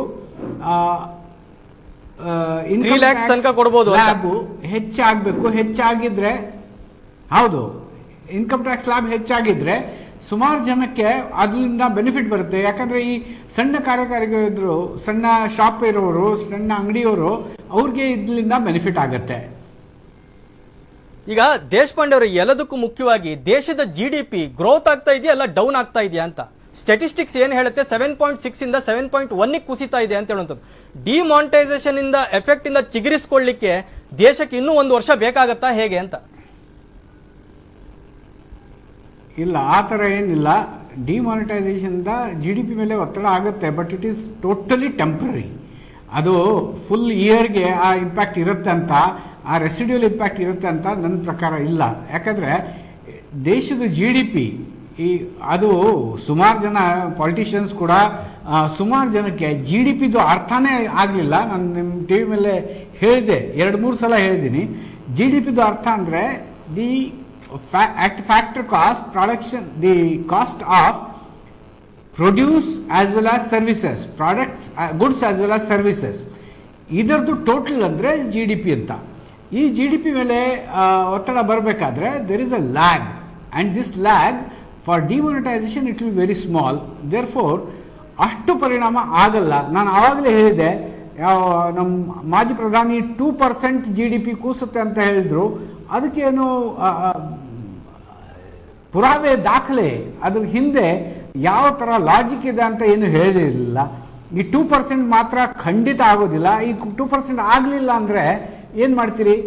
ಅವರು ಎಕನಾಮಿಸ್ಟು, ಅವರು ಮ್ಯಾಕ್ರೋ ಎಕನಾಮಿಸ್ಟು 2% ಯಾವ ಬಗ್ಗೆ ಯಾವ ಥರ ಕ್ಯಾಲ್ಕುಲೇಟ್ ಮಾಡಿದ್ರು ಅದು ಯಾರಿಗೂ ಗೊತ್ತಿಲ್ಲ. ಬರೀ ಹೇಳಬೇಕಂತ ಒಂದಂದರೆ ನಾವು ಅಕಾಡೆಮಿಷಿಯನ್ಸ್, ಅವ್ರು ಕೂಡ ನಾನು ಕೂಡ ಅಕಾಡೆಮಿಷಿಯನ್ಸ್ ಒಂದು ತಿಳ್ಕೊಬೇಕಾಗತ್ತೆ. ಯಾವಾಗಲೂ ಯಾವುದು ಸ್ಟೇಟ್ಮೆಂಟ್ ಮಾಡಬೇಕಾದ್ರೆ ಅದಕ್ಕೂ ಪೂರ್ವ ಪೀಠಿಕೆ ಇದೆ, ಅದಕ್ಕೂ ಒಂದು ಲಾಜಿಕ್ ಇರುತ್ತೆ. ಅದು ಪೊಲಿಟಿಕಲಿ ಸ್ಟೇಟ್ಮೆಂಟ್ ಮಾಡಿಕೊಡೋದು. ಪೊಲಿಟಿಕಲಿ ಸ್ಟೇಟ್ಮೆಂಟ್ ಮಾಡಿದರೆ ಅದರದ್ದು ಅರ್ಥ ಬೇರೆ ಆಗುತ್ತೆ. ಸೊ ನನ್ನ ಪ್ರಕಾರ GDP ಸರ್ಟನ್ಲಿ 7.1 to 7.6% ವರೆಗೂ ಇರುತ್ತೆ ಅಷ್ಟೇ. ಓಕೆ ದೇಶಪಾಂಡೆ, ನಿಮ್ಮ ಜೊತೆ ಚರ್ಚೆ ಮುಂಚಿರುತ್ತೆ. ಹಾಗೆ ಈ ಸಂಪೂರ್ಣ ಬಜೆಟ್ ನಲ್ಲಿ ಏನೆಲ್ಲ ನಿರೀಕ್ಷೆಗಳಿದ್ದಾವೆ ಅಂತ ಹೇಳೋದ್ರ ಬಗ್ಗೆ ಸಹ ಚರ್ಚೆ ಮಾಡೋಣ. ಅದಕ್ಕಿಂತ ಮುಂಚೆ ಸ್ಮಾಲ್ ಬ್ರೇಕ್. ಜೇಟ್ಲಿ ಬಜೆಟ್ ವಿಶೇಷ ಕಾರ್ಯಕ್ರಮಕ್ಕೆ ಮತ್ತೆ ಸ್ವಾಗತ. ಈ ಚರ್ಚೆಯನ್ನು ಮುಂದುವರ್ಸೋಣ. ಈಗ ಮುಖ್ಯವಾಗಿ ಮೋಹನ್ ಕುಮಾರ್, ತಮ್ಮ ಎಕ್ಸ್ಪೆಕ್ಟೇಷನ್ ಏನು ಅಂತ ಹೇಳುವಂಥದ್ದು, ಸಂಪೂರ್ಣ ಈ ಬಜೆಟ್ ಬಗ್ಗೆ ತಮ್ಮ ಎಕ್ಸ್ಪೆಕ್ಟೇಷನ್ ಏನು ಅಂತ. ಅದೇ ಈ ಬಜೆಟ್ ನಲ್ಲಿ ಮುಖ್ಯವಾಗಿ ಏನಂದ್ರೆ ಡಿಮಾನಿಟೈಸೇಷನ್ ಒಂದೇ ಇಟ್ಕೊಂಡು ನಾವು ಈ ಬಜೆಟ್ ಡಿಸ್ಕಸ್ ಮಾಡೋದು ಸರಿಯಲ್ಲ ಅಂತ ಅನ್ಸುತ್ತೆ. ಡಿಮಾನಿಟೈಸೇಷನ್ ಆದ ತಕ್ಷಣ ಬರ್ತಾ ಇರೋ ಬಜೆಟ್, ಆದ್ರಿಂದ ಕೆಲವು ಕ್ಷೇತ್ರಗಳಿಗೆ ಹೆಚ್ಚು ಉತ್ತೇಜನ ಕೊಡಬೇಕು, ಅದನ್ನು ಒಪ್ತೀನಿ. ಬಟ್ ಏನಾಗತ್ತೆ ಅಂದ್ರೆ ಯಾರದೇ ಒಂದು ಹಣಕಾಸು ಮಂತ್ರಿ, ಜೇಟ್ಲಿಯವರೇ ಇರ್ಬೋದು, NDAನೇ ಇರ್ಬೋದು, UPAನೇ ಇರ್ಬೋದು, ಅದು ಒಂದು ದಿಕ್ಕಿನಲ್ಲಿ ನಾವು ಮುಂದುವರಿತಾ ಇದ್ವಿ. ಭಾರತ ಗ್ರೋತ್ ಫೇಸ್ ಅಲ್ಲಿ ಅದೇ ದಿಕ್ಕಲ್ಲಿ ಮಾಡಬೇಕಾಗತ್ತೆ, ಅದೇ ಚೌಕಟ್ಟಿನಲ್ಲಿ ಮಾಡಬೇಕಾಗತ್ತೆ. ನಿನ್ನೆನೂ ಹೇಳಿದ್ದೇನೆ, ಇವತ್ತು ಹೇಳಲಿಕ್ಕೆ ಇಚ್ಛೆ ಪಡ್ತೇನೆ. ಬಟ್ ಏನು ಅಂತಂದ್ರೆ ಈಗ ಸ್ವಲ್ಪ ಗ್ರೋತ್ ಕಡಿಮೆ ಆಗಿದೆ. ನಾವೊಂದು 7.1 ಆಗಬೇಕಾಗಿತ್ತು ಗ್ರೋತ್, ಈಗ 6.5 ಹಾಗೆ ಬರ್ತಾ ಇದೆ ಅಂತ ಆರ್ಥಿಕ ಸಮೀಕ್ಷೆಯನ್ನು ಇವತ್ತು ಪಾರ್ಲಿಮೆಂಟ್ ಅಲ್ಲಿ ಅವರು ಮಂಡಿಸಿದ್ದಾರೆ. ಅದರಲ್ಲೂ ಕ್ಲಿಯರ್ ಆಗಿ ಗ್ರೋತ್ ಕಡಿಮೆ ಆಗಿದೆ ಅಂತ ಬಂದಿದೆ. ಅಂಡ್ ಬರೋ ವರ್ಷದಲ್ಲಿ ತಿರ್ಗಾ ಅದು 7.1 ಹಾಗೆ ಗ್ರೋತ್ ರೇಟ್ಗೆ ವಾಪಸ್ ಆಗ್ತೀವಿ. ಹೋದ ವರ್ಷ 7.6 ಇತ್ತು. ಸೊ ಅದೇ ತರದಕ್ಕೆ ಇನ್ನೊಂದು ವರ್ಷದಲ್ಲೇ ವಾಪಸ್ ಆಗ್ತೀವಿ ಅಂತ. ಯಾಕೆಂದ್ರೆ ಕೆಲವು ಆರ್ಥಿಕ ತಜ್ಞರು ಇರ್ಬೋದು, ಎಕಾನಮಿಸ್ಟ್ ಇರ್ಬೋದು, ಅವರೆಲ್ಲ ಹೇಳಿದ್ದು ನಮ್ದೇನೋ ಒಂದು 2% ಕುಸಿತ ಆಗ್ಬಿಡುತ್ತೆ ಗ್ರೋತ್ ಅಂತ. ಇಂಥ ಸ್ಟೇಜ್ ಅಲ್ಲೂ ಖಂಡಿತ ಭಾರತದ growth it is not like artificial ಅಥವಾ ಒಂದು ಸೆಕ್ಟಾರ್ ಮೇಲೆ ಡಿಪೆಂಡ್ ಆಗಿಲ್ಲ. ಓವರ್ ಆಲ್ ಅಲ್ಲಿ ಖಂಡಿತ ಇನ್ನೊಂದು ವರ್ಷದಲ್ಲಿ ತಿರ್ಗಾ 7.1% ಬರ್ತೀವಿ ಅಂದ್ರೆ we are one of the fastest growing economies. Okay Mohan Kumar ಅವರೇ, ಇನ್ನೊಂದು, ಈಗ ಒಂದು ಸರ್ವೆಯಲ್ಲಿ ನಿತ್ಯಾನಂದ ಸರ್ ಈ ಒಂದು ಸರ್ವೆಯಲ್ಲಿ ದೇಶದಲ್ಲಿ ಕ್ವಾರ್ಟರ್ಲಿ ಹೂಡಿಕೆ ಆಗ್ತಾ ಇರುವಂತದ್ದು 2.36 lakh crores. But after demonetisation October to December 1.26 lakh crores ಅಷ್ಟು ಆಗಿದೆ. ಇದು ಸಹ ಯಾಕೆ ಕಡಿಮೆ ಆಗ್ತಾ ಇದೆ ಅಂತ ಹೇಳುವಂಥದ್ದು ಹೂಡಿಕೆ? ಅದು ಯಾತಕ್ಕೆ ಅಂದ್ರೆ ಒಂದು ಮನೋಸ್ಥಿತಿ. ಇವಾಗ ಏನಂದ್ರೆ ಸೈಕಲಾಜಿಕಲ್ ಎಫೆಕ್ಟ್. ಈಗ ಸಡನ್ ಆಗಿ ಒಂದು ಶೇರ್ ಪೇಟೆ ಕುಸಿತ ಆಗ್ಬಿಡ್ತು ಅಂದ್ರೆ ಆ ಟೈಮಲ್ಲಿ ಯಾರು ಹೋಗಿ ಶೇರ್ ಅಲ್ಲಿ ದುಡ್ಡು ಹಾಕ್ತಾರೆ ಹೇಳಿ? ಯಾರು ಎಕ್ಸ್ಪರ್ಟ್ಸ್ ಹಾಕ್ತಾರೆ, ಅದೇ ಬೆಸ್ಟ್ ಟೈಮು. ಯಾಕಂದ್ರೆ ಎಲ್ಲ ಶೇರ್ ಪ್ರೈಸ್ ಕಡಿಮೆ ಆಗಿರುತ್ತೆ ಅಂತ. ಬಟ್ ಜನರಲ್ ಆಗಿ ಇನ್ವೆಸ್ಟ್ಮೆಂಟ್ ಕ್ಲೈಮೇಟು ಯಾವಾಗ ಚೆನ್ನಾಗಿರುತ್ತೆ ಅಂದ್ರೆ, ಈಗ ನಾವೇ ಒಂದು ಮನೆ ತಗೋಬೇಕು ಒಂದು ಇದು ಅಂದ್ರೆ ನಮ್ದು ಒಂದು ಸ್ವಲ್ಪ ಹಣಕಾಸು ಸ್ಥಿತಿ ನಮ್ದು ಇಂಡಿವಿಜುವಲ್ ಆಗೋ ಸುಸ್ಥಿತಿಲಿದ್ದಾಗ ಹೋಗಿ ನಾವು ಯಾವ್ದಾರ ಒಂದು ಖರೀದಿ ಮಾಡ್ತೀವಿ ಹೊರತು ಸ್ವಲ್ಪ ಇಲ್ಲದೆ ಇದ್ರೆ ನೋಡೋಣಪ್ಪ ಒಂದ್ ಕಡೆ ಏನಾಗುತ್ತೆ ಅಂದ್ರೆ ಈ ಡಿಮಾನಿಟೈಸೇಷನ್ ಇಂದ ಪ್ರೈಸ್ ಕಡಿಮೆ ಆಗುತ್ತೆ. ಇವಾಗ ನೋಡಿ, ಯಾರೋ ಒಬ್ರು ಇವತ್ತು ಬಂದ ಹೇಳಿದ್ರು, ಯಾವುದೋ ಒಂದು ಅಪಾರ್ಟ್ಮೆಂಟ್ 2.3 ಕೋಟಿ ಕೋಟ್ ಮಾಡ್ತಾ ಇದ್ರು ಸರಿ 3 ತಿಂಗಳಿಂದ, ಈಗ 1.9 ಕೊಡಕ್ ರೆಡಿಯಾಗಿದ್ದಾರೆ ಅಂತ ಹೇಳಿದ್ರು. ಅವ್ರು ಕಾದಿದ್ದಕ್ಕೆ ಇನ್ವೆಸ್ಟ್ಮೆಂಟ್ ಮಾಡದೆ 3-4 ತಿಂಗಳು ಕಾದಿದ್ದಕ್ಕೆ ಅವ್ರಿಗೊಂದು 40 lakh best time for investment ಅಂತಾನ. ಇನ್ವೆಸ್ಟ್ಮೆಂಟ್ ಮಾಡೋಕೆ ಯಾವಾಗ್ಲೂ ಏನಾಗುತ್ತೆ ಅಂದ್ರೆ ಅವರು ಮನಸ್ಥಿತಿಲಿ ಸ್ವಲ್ಪ ನೋಡೋಣ, ಫ್ಲೂಯಿಡ್ ಸ್ಟೇಟ್ ಇದ್ದಾಗ let it come to some stable situation ಅಂತ, ಆ ಟೈಮಲ್ಲಿ ಹಾಕೋಣ ಅಂತ ಇನ್ವೆಸ್ಟ್ಮೆಂಟ್. ಅದಕ್ಕೆ ಈ 3 ತಿಂಗಳಲ್ಲಿ ಸ್ವಲ್ಪ ನಿಧಾನ ಆಗಿದೆ. ಓಕೆ, ಮೋಹನ್ ಕುಮಾರ್, ಈ ಬಜೆಟ್ ನ ಸರ್ ಹೇಳ್ದಂಗೆ ನೀವು 2 ಪಾರ್ಟ್ ಅಲ್ಲಿ ನೋಡ್ಬೇಕಾಗುತ್ತೆ. ಒಂದು normal budget every year regular ಆಗ್ತಾ ಇದ್ದಂಗೆ, ಇನ್ನೊಂದು ಡಿಮಾನಿಟೈಸೇಷನ್ ಇಂಪ್ಯಾಕ್ಟ್ ಬಜೆಟ್ ಮೇಲೆ ಹೆಂಗ್ ಬೀಳುತ್ತೆ ಅಂತ ಹೇಳ್ಬಿಟ್ಟು. ಡಿಮಾನಿಟೈಸೇಷನ್ ಇಂಪ್ಯಾಕ್ಟ್ ಅಲ್ಲಿ 2 ಪಾರ್ಟ್ ಇತ್ತು ಡಿಮಾನಿಟೈಸೇಷನ್ ಅಲ್ಲಿ. ಸೊ ಫಸ್ಟ್ ಪಾರ್ಟ್ ಬಂದ್ಬಿಟ್ಟು ಏನ್ ಎಸ್ಟಿಮೇಟ್ ಮಾಡಿದ್ರು ಅಂತ ಹೇಳಿದ್ರೆ, ಈ 15.44 lakhs crores ಕ್ಯಾಶ್ ಸರ್ಕ್ಯುಲೇಷನ್ ನಲ್ಲಿ ಒಂದು 3 to 4 lakhs crores ವಾಪಸ್ ಬರೋದಿಲ್ಲ. So that is black money. So straight away write off ಮಾಡ್ಬಿಡ್ಬೋದು. ಈಗ ಎಷ್ಟು ಬಂದಿದೆ ಅಂತ ಅಷ್ಟು ಕ್ಯಾಶ್ ಎಕ್ಸ್ಟ್ರಾ ಅದನ್ನ ಹೇಳ್ತೀನಿ. ಸೊ ಅಷ್ಟು ನಿಮ್ಗೆ ಎಕ್ಸ್ಟ್ರಾ ಸಿಕ್ಕಿದಾಗ ಇವರು ತುಂಬಾ ಈ ಟ್ಯಾಕ್ಸ್ ಲಿಬರಲೈಸೇಷನ್ ಆಗ್ಬೋದು, ರೇಟ್ಸ್ ಕಮ್ಮಿ ಮಾಡೋದಾಗ್ಬೋದು, ಸ್ಲಾಬ್ ರೇಟ್ ಕಮ್ಮಿ ಮಾಡೋದಾಗ್ಬೋದು, ಸೊ ಅದನ್ನೆಲ್ಲ ಮಾಡ್ಬೋದಿತ್ತು. ಸೊ ಈಗ ಏನಾಯ್ತು ಅಂತ ಹೇಳಿದ್ರೆ, ಎಂಟೈರ್ ಆಲ್ಮೋಸ್ಟ್ 98-99% ದುಡ್ಡು ಬಂದಿರೋದ್ರಿಂದ ಡಿಮಾನಿಟೈಸೇಷನ್ ಸೆಕೆಂಡ್ ಪಾರ್ಟ್ ಓಪನ್ ಆಗುತ್ತೆ. ಸೊ ಈಗ ಎಲ್ಲಾ ಅಕೌಂಟ್ ಅಲ್ಲಿ ಡೆಪಾಸಿಟ್ ಆಗಿರೋ ಮನಿದು ನೆಕ್ಸ್ಟ್ ಸ್ಕ್ರೂಟಿನಿ ಆಗುತ್ತೆ, ನೋಟಿಸಸ್ ಬರುತ್ತೆ, ಅಸೆಸ್ಮೆಂಟ್ ಎಲ್ಲ ಆಗುತ್ತೆ. ಸೊ ಅದರಿಂದ ನಿಮ್ಗೆ ಆ ಡಿಮಾನಿಟೈಸೇಷನ್ ಫಸ್ಟ್ ಪಾರ್ಟ್ ಅಷ್ಟೊಂದು ಸಕ್ಸಸ್ಫುಲ್ ಆಗಿಲ್ದಿರೋದ್ರಿಂದ ನಿಮ್ಗೆ ಟ್ಯಾಕ್ಸ್ ರೇಟ್ಸ್ ಅಲ್ಲಿ ಕಮ್ಮಿ ಆಗ್ಬೋದು, ಸ್ಲಾಬ್ ರೇಟ್ಸ್ ಜಾಸ್ತಿ ಆಗ್ಬೋದು, ಅದೆಲ್ಲಾನು ಎಕ್ಸ್ಪೆಕ್ಟೇಷನ್ ಮಾಡೋದು ತಪ್ಪಾಗುತ್ತೆ ನಮಗೆ. ಸೊ ಆ ಎಕ್ಸ್ಪೆಕ್ಟೇಷನ್ ಬರೋದಿಲ್ಲ ಈ ಬಜೆಟ್ ನಲ್ಲಿ ನನ್ನ ಪ್ರಕಾರ. ಸೆಕೆಂಡ್ ಒನ್ ಬಂದ್ಬಿಟ್ಟು ತುಂಬಾ ಅಕೌಂಟ್ ಗಳನ್ನ ಇವರು ಸ್ಕ್ರೂಟಿನಿ ಮಾಡ್ತೀನಿ ಅಂತ ಹೇಳ್ತಾ ಇದ್ದಾರೆ. ಅಬೌಟ್ 2.5 lakhs ಡೆಪಾಸಿಟ್ ಆಗಿರೋ ಎಲ್ಲ ಅಕೌಂಟ್. ಸೊ ಅಲ್ಲಿ ಕೆಲವೊಂದು ಅಮೆಂಡ್ಮೆಂಟ್ಸ್ ನಾವು ನಿರೀಕ್ಷೆ ಮಾಡಬಹುದು. ಅಂದ್ರೆ ಎಷ್ಟು ಫಾಸ್ಟ್ ಆಗಿ ಅಸೆಸ್ಮೆಂಟ್ ನ ಕ್ಲೋಸ್ ಮಾಡ್ತಾರೆ, ಎಷ್ಟು ಫಾಸ್ಟ್ ಆಗಿ ಆನ್ಲೈನ್ ಅಲ್ಲಿ ಕ್ಲೋಸ್ ಮಾಡ್ತಾರೆ. ಯಾಕಂದ್ರೆ Modi is answerable for this demonetisation at least with in next 1 year. ಯಾಕಂದ್ರೆ ಫಸ್ಟ್ ಪಾರ್ಟ್ ನಲ್ಲಿ ಅದಾಗ್ಲಿಲ್ಲ, ಎಲ್ಲಾ ದುಡ್ಡು ಬಂದ್ಬಿಡ್ತು. ಸೊ ಬಂದಿದ್ರಲ್ಲಿ ಎಷ್ಟು ಬ್ಲಾಕ್ ಮನಿ ಹೊರಗೆ ತೆಗಿತಾರೆ ನೀವಾಗ್ಲೇ ಕೇಳ್ತಾ ಇದ್ರಿ, ನಾಳೆ ಹೇಳ್ತಾರಾ ಅಂತ. ನಾಳೆ ಹೇಳೋದಕ್ಕೆ ಕಷ್ಟ ಆಗುತ್ತೆ, ಯಾಕಂದ್ರೆ ನಿಮ್ಗೆ ಇದು ಸ್ಕ್ರೂಟಿನಿ ಆಗ್ಬೇಕು, ಎಲ್ಲ ಈಚೆ ಬರೋರ್ಗು ಹೇಳಕ್ ಆಗೋದಿಲ್ಲ. ಅಲ್ಲ, ರಿಸರ್ವ್ ಬ್ಯಾಂಕ್ ಅವರು ಇನ್ನು ನಾವು ಲೆಕ್ಕ ಮಾಡ್ತಾ ಇದೀವಿ ಅಂತ ಹೇಳಿದ್ದಾರೆ. ಅಲ್ಲ, ನೀವು ಅದು ಲೆಕ್ಕ ಮಾಡೋದು ಅಂತ ಹೇಳಿದ್ರೆ, ನೀವು ಸೋರ್ಸ್ ಈಗ ಅವ್ರು ಡೆಪಾಸಿಟ್ ಮಾಡಿರೋದಕ್ಕೆ ಎಲ್ಲದಕ್ಕೂ ಡಿಕ್ಲೇರ್ ಮಾಡಿಲ್ಲ ಅಂದ್ರೆ ಅದು ಮಾತ್ರ ಬ್ಲಾಕ್ ಮನಿ ಆಗುತ್ತೆ. ಅದಕ್ಕೆ ಟೈಮ್ ತಗೊಳುತ್ತೆ. ಸೊ ಅದನ್ನ ಎಷ್ಟು ಫಾಸ್ಟ್ ಮಾಡ್ತಾರೆ, ಸೊ ಅದನ್ನ ಹೆಂಗ್ ಫಾಸ್ಟ್ ಮಾಡ್ತಾರೆ ಅನ್ನೋದು ನಾಳೆ ಬಜೆಟ್ ನಲ್ಲಿ ಗೊತ್ತಾಗುತ್ತೆ ನಮ್ಗೆ. ಅಸೆಸ್ಮೆಂಟ್ ಗಳು ಹೆಂಗ್ ಫಾಸ್ಟ್ ಮಾಡ್ತಾರೆ ಏನು ಅಂತ ಹೇಳ್ಬಿಟ್ಟು. ಅದು ಒಂದು. ಎರಡನೇದು, ಸ್ವಲ್ಪ ಜಾಸ್ತಿ ಇನ್ವೆಸ್ಟ್ಮೆಂಟ್ ಗೆ ಅವರು ಪ್ರಪೋಸಲ್ ಜಾಸ್ತಿ ಮಾಡಬಹುದು. ಲೈಕ್ ಕೆಲವೊಂದು ಇನ್ವೆಸ್ಟ್ಮೆಂಟ್ ಲಿಂಕ್ ಡಿಡಕ್ಷನ್ಸ್ ಕೊಡಬಹುದು ಇನ್ಕಮ್ ಟ್ಯಾಕ್ಸ್ ನಲ್ಲಿ. ಸೊ ನಿಮ್ಗೆ ಅದು ಜಾಸ್ತಿ ಇನ್ವೆಸ್ಟ್ಮೆಂಟ್ ಕಡೆ ಅವರು ಡಿಡಕ್ಷನ್ಸ್ ಕೊಟ್ಟ ತಕ್ಷಣ ಅಷ್ಟು ದುಡ್ಡು ಎಕ್ಸ್ಟ್ರಾ ಬರಕ್ ಶುರುವಾಗುತ್ತೆ ಇನ್ವೆಸ್ಟ್ಮೆಂಟ್ ಗೆ. So that money will go to the market, again circulation ಹೋಗುತ್ತೆ. ಸೊ ಅದು ನಿಮ್ಗೆ GDP ಗ್ರೋತ್ ಗೆ ಇನ್ಕ್ರೀಸ್ ಆಗುತ್ತೆ. ಸೊ ಅದೊಂದು ಪ್ರಪೋಸಲ್ ನೋಡಬಹುದು. ಮೂರನೇದು, ನಮ್ಮ ಸ್ಟಾರ್ಟ್ಅಪ್ಸ್ ಬಗ್ಗೆ ಕೆಲವೊಂದು ಸ್ಟ್ಯಾಂಡ್ ತಗೊಬೇಕಾಗಿದೆ ನಾಳೆ. ಯಾಕಂದ್ರೆ ಈಗಿರೋ ಪ್ರಾವಿಷನ್ ನಮಗೆ ಇಂಡಿಯಾನಲ್ಲಿ ಸ್ಟಾರ್ಟ್ಅಪ್ ಮಾಡಬೇಕು, ರಿಸರ್ಚ್ ಇನ್ಕ್ರೀಸ್ ಮಾಡಬೇಕು, ಡೆವಲಪ್ಮೆಂಟ್ ಇನ್ಕ್ರೇಜ್ ಮಾಡಬೇಕು ಅಂತ ಹೇಳ್ಬಿಟ್ಟು ಆಲ್ರೆಡಿ ಕೆಲವು ಇದ್ದಿದ್ದು ಒಂದಷ್ಟು ಡಿಡಕ್ಷನ್ಸ್ ಎಲ್ಲ ಕಮ್ಮಿ ಮಾಡಿದ್ದಾರೆ. ಸೊ ಈ ಡಿಮಾನಿಟೈಸೇಷನ್ ಇಂಪ್ಯಾಕ್ಟ್ ಅದ್ರ ಮೇಲೂ ಬೀಳುತ್ತೆ. ಸೊ ಆ ಸ್ಟಾರ್ಟ್ಅಪ್ಸ್ ಮೇಲೆ ಇವರು ಯಾವ ತರ ಸ್ಟ್ಯಾಂಡ್ ತಗೊಳ್ತಾರೆ, ಏನ್ ಬೆನಿಫಿಟ್ಸ್ ಕೊಡ್ತಾರೆ, ಅದನ್ನ ಹೆಂಗ್ ರೆಗ್ಯುಲೇಟ್ ಮಾಡ್ತಾರೆ, ಹೆಂಗ್ ಕಂಟ್ರೋಲ್ ಮಾಡ್ತಾರೆ. ಸೊ ಈ 3 ಪ್ರಮುಖ ಅಂಶಗಳನ್ನ ನಾನ್ ನಿರೀಕ್ಷೆ ಮಾಡ್ತಾ ಇದ್ದೀನಿ ನಾಳೆ ಬಜೆಟ್ ನಲ್ಲಿ. ಸೊ ಈ 3 ತುಂಬಾ ಇಂಪಾರ್ಟೆಂಟ್. ಇದ್ರ ಜೊತೆಗೆ ಇನ್ನೊಂದೇನಂದ್ರೆ, ಇವಾಗ ಕ್ಯಾಶ್ 3 ಲಕ್ಷ ಕೋಟಿ ಕಡಿಮೆ ಬರ್ಬೋದು ಅಂತ ಒಂದು ಎಕ್ಸ್ಪೆಕ್ಟೇಷನ್ ಇತ್ತು, ಅದು ಜನರಲ್ ಎಕ್ಸ್ಪೆಕ್ಟೇಷನ್. ಬಟ್ ಇವಾಗ ಅದು 3 ಲಕ್ಷ ಕೋಟಿಗೆ ಅಂತ ಬಂದ್ಬಿಟ್ಟಿದೆ. ರಿಸರ್ವ್ ಬ್ಯಾಂಕ್ ಅಂದ್ರೆ ನಮ್ಮ ಬ್ಯಾಂಕಿಂಗ್ ಸೆಕ್ಟರ್ಗೆ ಬಂದಿದೆ. ಬಟ್ ಇಷ್ಟು ಲೆವೆಲ್ ಹಣ ಯಾವತ್ತಾರ ಹಿಂದೆ ಇತ್ತ ಅಂತ ಒಂದು ಸ್ಟ್ಯಾಟಿಸ್ಟಿಕ್ಸ್ ನೋಡಿದ್ರೆ, ಇಷ್ಟು ಹಣ ನಮ್ಮ ಬ್ಯಾಂಕಿಂಗ್ ಸೆಕ್ಟರ್ ಒಳಗೆ ಬಂದಿರಲಿಲ್ಲ. ನಾವು ಇಶ್ಯೂ ಮಾಡಿದಾಗ ಆ ದುಡ್ಡು ಆಚೆ ಹೋದ್ಮೇಲೆ ತಿರ್ಗಾ ಯಾವತ್ತೂ ಬಂದು ನಮ್ಮ ಬ್ಯಾಂಕಿಂಗ್ ಸೆಕ್ಟರ್ನಲ್ಲಿ ಕೂತ್ಕೊಂಡಿರ್ಲಿಲ್ಲ. ಅದರಲ್ಲಿ ಏನ್ ಅಡ್ವಾಂಟೇಜ್ ಅಂತಂದ್ರೆ, ಆಗ್ಲೇ ಈಗ 87 ಮೇಜರ್ ಕೇಸಸ್ಗೆ ನೋಟಿಸ್ಗಳನ್ನ ಕೊಟ್ಟಿದ್ದಾರೆ. ಒಂದು, ಎಲ್ಲೆಲ್ಲಿ ಅದು ಕಪ್ಪು ಹಣ, ಯಾಕಂದ್ರೆ ಕ್ಯಾಶ್ ಅನ್ನೋ ತಕ್ಷಣ ಕಪ್ಪು ಹಣ ಅನ್ನೋದನ್ನ ಈಕ್ವೇಟ್ ಮಾಡಬಾರ್ದು. ಕ್ಯಾಶು, ಅಕೌಂಟೆಡ್ ಕ್ಯಾಶು ಇರ್ಬೋದು, ಕೋಟ್ಯಾಂತರ ರೂಪಾಯಿ ಅಕೌಂಟೆಡ್ ಕ್ಯಾಶ್ ಇರಬಹುದು. ಈಗ ರಿಟೇಲ್ ಅಲ್ಲಿ, ಇದರಲ್ಲಿ ನಮ್ಮ ತರಕಾರಿ, ನಮ್ಮ ಅಗ್ರಿಕಲ್ಚರ್, ಶುಗರ್ ಕೇನು, ಹೋಟೆಲ್ಲು ಎಲ್ಲ ಕಡೆ ಕ್ಯಾಶ್ ವ್ಯವಹಾರ ಆಗುತ್ತೆ. ಅದ ಕ್ಯಾಶ್ ವ್ಯವಹಾರ ಅಂದ ತಕ್ಷಣ ಬ್ಲಾಕ್ ವ್ಯವಹಾರ ಅಲ್ಲ. ಆದ್ರೆ ಇಷ್ಟು ಕ್ಯಾಶ್ ನಮ್ಮ ಬ್ಯಾಂಕಿಂಗ್ ಸಿಸ್ಟಮ್ ನಲ್ಲಿ ಬಂದು ಕೂತಿರುವಾಗ ಯಾವುದು ಬ್ಲಾಕ್ ಇದೆ ಅದಕ್ಕೆಲ್ಲ ಟ್ಯಾಕ್ಸ್ ಕಟ್ಟಬೇಕಾಗತ್ತೆ, ದಂಡ ಕಟ್ಟಬೇಕಾಗತ್ತೆ. ಯಾವ್ದು ಅಫಿಷಿಯಲ್ ಆಗಿದೆ ಅಟ್ಲೀಸ್ಟ್ ಅದು ಬ್ಯಾಂಕಿಂಗ್ ಸೆಕ್ಟರ್ ನಲ್ಲಿ ಕೂತ್ಕೊಳ್ಳುತ್ತೆ ಈಗ ಡೆಪಾಸಿಟ್ ಆಗಿ. ಹಾಗಾಗಿ ಖಂಡಿತ ಅದು ನಮ್ಮ ಮೇನ್ ಎಕಾನಮಿಗೆ ಹೆಲ್ಪ್ ಆಗುತ್ತೆ. ಇಷ್ಟು ಲೆವೆಲ್ ಕ್ಯಾಶ್ ಯಾವತ್ತು ನಮ್ಮ ಎಕಾನಮಿಗೆ ವಾಪಸ್ ಬಂದಿರಲಿಲ್ಲ ಇಶ್ಯೂ ಮಾಡಿದ್ಮೇಲೆ. ಜೊತೆಗೆ ಕ್ಯಾಶ್ಲೆಸ್ ಕಡೆ ಪ್ರಮೋಟ್ ಮಾಡೋದಕ್ಕೂ ಕೆಲವೊಂದು ಸ್ಕೀಮ್ ಇಲ್ಲ, ಕ್ಯಾಶ್ಲೆಸ್ ಸರ್ ಹೇಳ್ದಂಗೆ 16.5 lakh crores ಇದು actual reserve bank of release ಮಾಡಿರೋದು ಅಂತಂದು ಒಂದು ಇನ್ಫಾರ್ಮೇಶನ್. ಈಗ ಬಂದಿರೋದು 15 lakh crores. ಸೊ ಅಂದ್ರೆ ಅಲ್ಲಿಗೂ 1.5 lakh crores ಇನ್ನು ಬಂದಿಲ್ಲ. ಇಟ್ ಇಸ್ ಅದು ರಿಸರ್ವ್ ಬ್ಯಾಂಕ್ ಹೇಳಿದ information. It is only media final ಮಾಡಿಲ್ಲ. ಆದ್ರೂ ಕೂಡ ಆ 1.5 lakh crores ದೊಡ್ಡ ಮೊತ್ತ. ಮತ್ತೊಂದೇನು ಅಂದ್ರೆ, ಈಗ ದೊಡ್ಡ ದೊಡ್ಡ ಅಮೌಂಟ್ಗಳೆಲ್ಲ ಅಕೌಂಟ್ಗಳಿಗೆ ಹೋಗಿದೆ ಅಲ್ಲ, ಅದು ಒಂದು ಕ್ಲೂ ಕೊಡುತ್ತೆ. ಯಾರ್ಯಾರು ಅಡಗಿಸಿರ್ಬೋದು ಈ ಹಣನ ಅನ್ನೋ ಒಂದು ಕ್ಲೂ ಕೊಡುತ್ತೆ. ಈಗ ಏನಾಗಿದೆ ಅಂದ್ರೆ ಇಷ್ಟು ದಿವಸ ಎಲ್ಲೂ ಟ್ರ್ಯಾಕ್ ದಾರಿನೇ ರಸ್ತೆನೇ ಸಿಗ್ತಾ ಇದ್ದಿಲ್ಲ ಇವ್ರು ಹೋಗೋದಕ್ಕೆ. ಇನ್ಫ್ಯಾಕ್ಟ್ ಇವತ್ತು ಬೆಳಗ್ಗೆ ಪೇಪರ್ ನಲ್ಲಿ ಓದ್ತಾ ಇದ್ದ ಯಾರೋ ಒಬ್ರು ಮಿಲ್ ಓನರ್ ಅವ್ರ 40 ಜನ ಎಂಪ್ಲಾಯೀಸ್ ಗೆ ಒಬ್ಬೊಬ್ಬರಿಗೆ 2.5 ಲಕ್ಷ ಕೊಟ್ಬಿಟ್ಟು 1 ಕೋಟಿ ಡೆಪಾಸಿಟ್ ಮಾಡಿಸಿದ್ದಾರೆ. ಈ ತರ ಎಲ್ಲ ಆಗಿದೆ. ಸೊ ಅದಕ್ಕೆ ಟೈಮ್ ತಗೊಳುತ್ತೆ, ನೀವು ನಾಳೆ ಎಕ್ಸ್ಪೆಕ್ಟ್ ಮಾಡಕ್ ಆಗೋದಿಲ್ಲ. ಯಾರು ಎಲ್ಲಿ ಮಾಡಿರಬಹುದು ಹೇಗೆ ಅನ್ನೋದು ಕ್ಲೂ ಕೊಡುತ್ತೆ ಒಂದು. ಅಷ್ಟೆಲ್ಲ ಇವತ್ತು ಒಬ್ರು ಹವಾಲಾನವರು 4.25 ಕೋಟಿ ಒಂದು ಈರುಳ್ಳಿ ಲಾರಿಯಲ್ಲಿ ಸಾಗಿಸ್ತಾ ಇದ್ದಿದ್ದು ಸಿಕ್ಕಾಕೊಂಡಿದ್ದಾರೆ. ಹಾಗೆಲ್ಲ ಸಿಕ್ಕಾಕೊಳ್ತಾರೆ. ಯಾಕೆಂದ್ರೆ ಈಗ ಹಣ ಜಾಸ್ತಿ ಇರೋದನ್ನ ಎಲ್ಲಿಂದನೋ they are managing to track. ಅದನ್ನ ಆ ಟ್ರ್ಯಾಕ್ ಮಾಡಿ ಸಿಕ್ಕಾಕೊಂಡ್ರೆ ಕ್ರಿಮಿನಲ್ ಅಫೆನ್ಸ್ ಆಗುತ್ತೆ ಅನ್ನೋ ಒಂದು ಭಯ ಇದೆ. ಇವಾಗ ಆರ್ಥಿಕ ಸಮೀಕ್ಷೆಯಲ್ಲಿ ಇನ್ನೊಂದು ವಿಚಾರ ಹೇಳಿದ್ದಾರೆ. ಈಗ ನಾವು ಏನ್ ಡಿಸ್ಕಸ್ ಮಾಡ್ತಾ ಇದೀವಿ ಆ ವಿಚಾರಕ್ಕೆ ಲಿಂಕ್ ಮಾಡಿದ್ರೆ ಆರ್ಥಿಕ ಸಮೀಕ್ಷೆಯಲ್ಲಿ ಏನ್ ಹೇಳಿದ್ದಾರೆ ಅಂದ್ರೆ ಡಿಸ್ಕ್ಲೋಸ್ಡ್ ಅಂಡ್ ಅನ್ಡಿಸ್ಕ್ಲೋಸ್ಡ್ ಇನ್ಕಮ್, ತೆರಿಗೆಗೆ ಕೊಟ್ಟಿರುವಂತಹ ಹಣ ಆಗ್ಲಿ ಕೊಟ್ಟಿಲ್ದೇ ಇರುವಂತಹ ಹಣ ಆಗ್ಲಿ ಅದನ್ನ ಹುಡುಕಾಟದಲ್ಲಿ ಅಸೆಸ್ಮೆಂಟ್ ಅಲ್ಲಿ ಜನಗಳಿಗೆ ಹೆರಾಸ್ಮೆಂಟ್ ಆಗಬಾರದು ಅಂತ ಒಂದು ಲೈನ್ ಬಂದಿದೆ.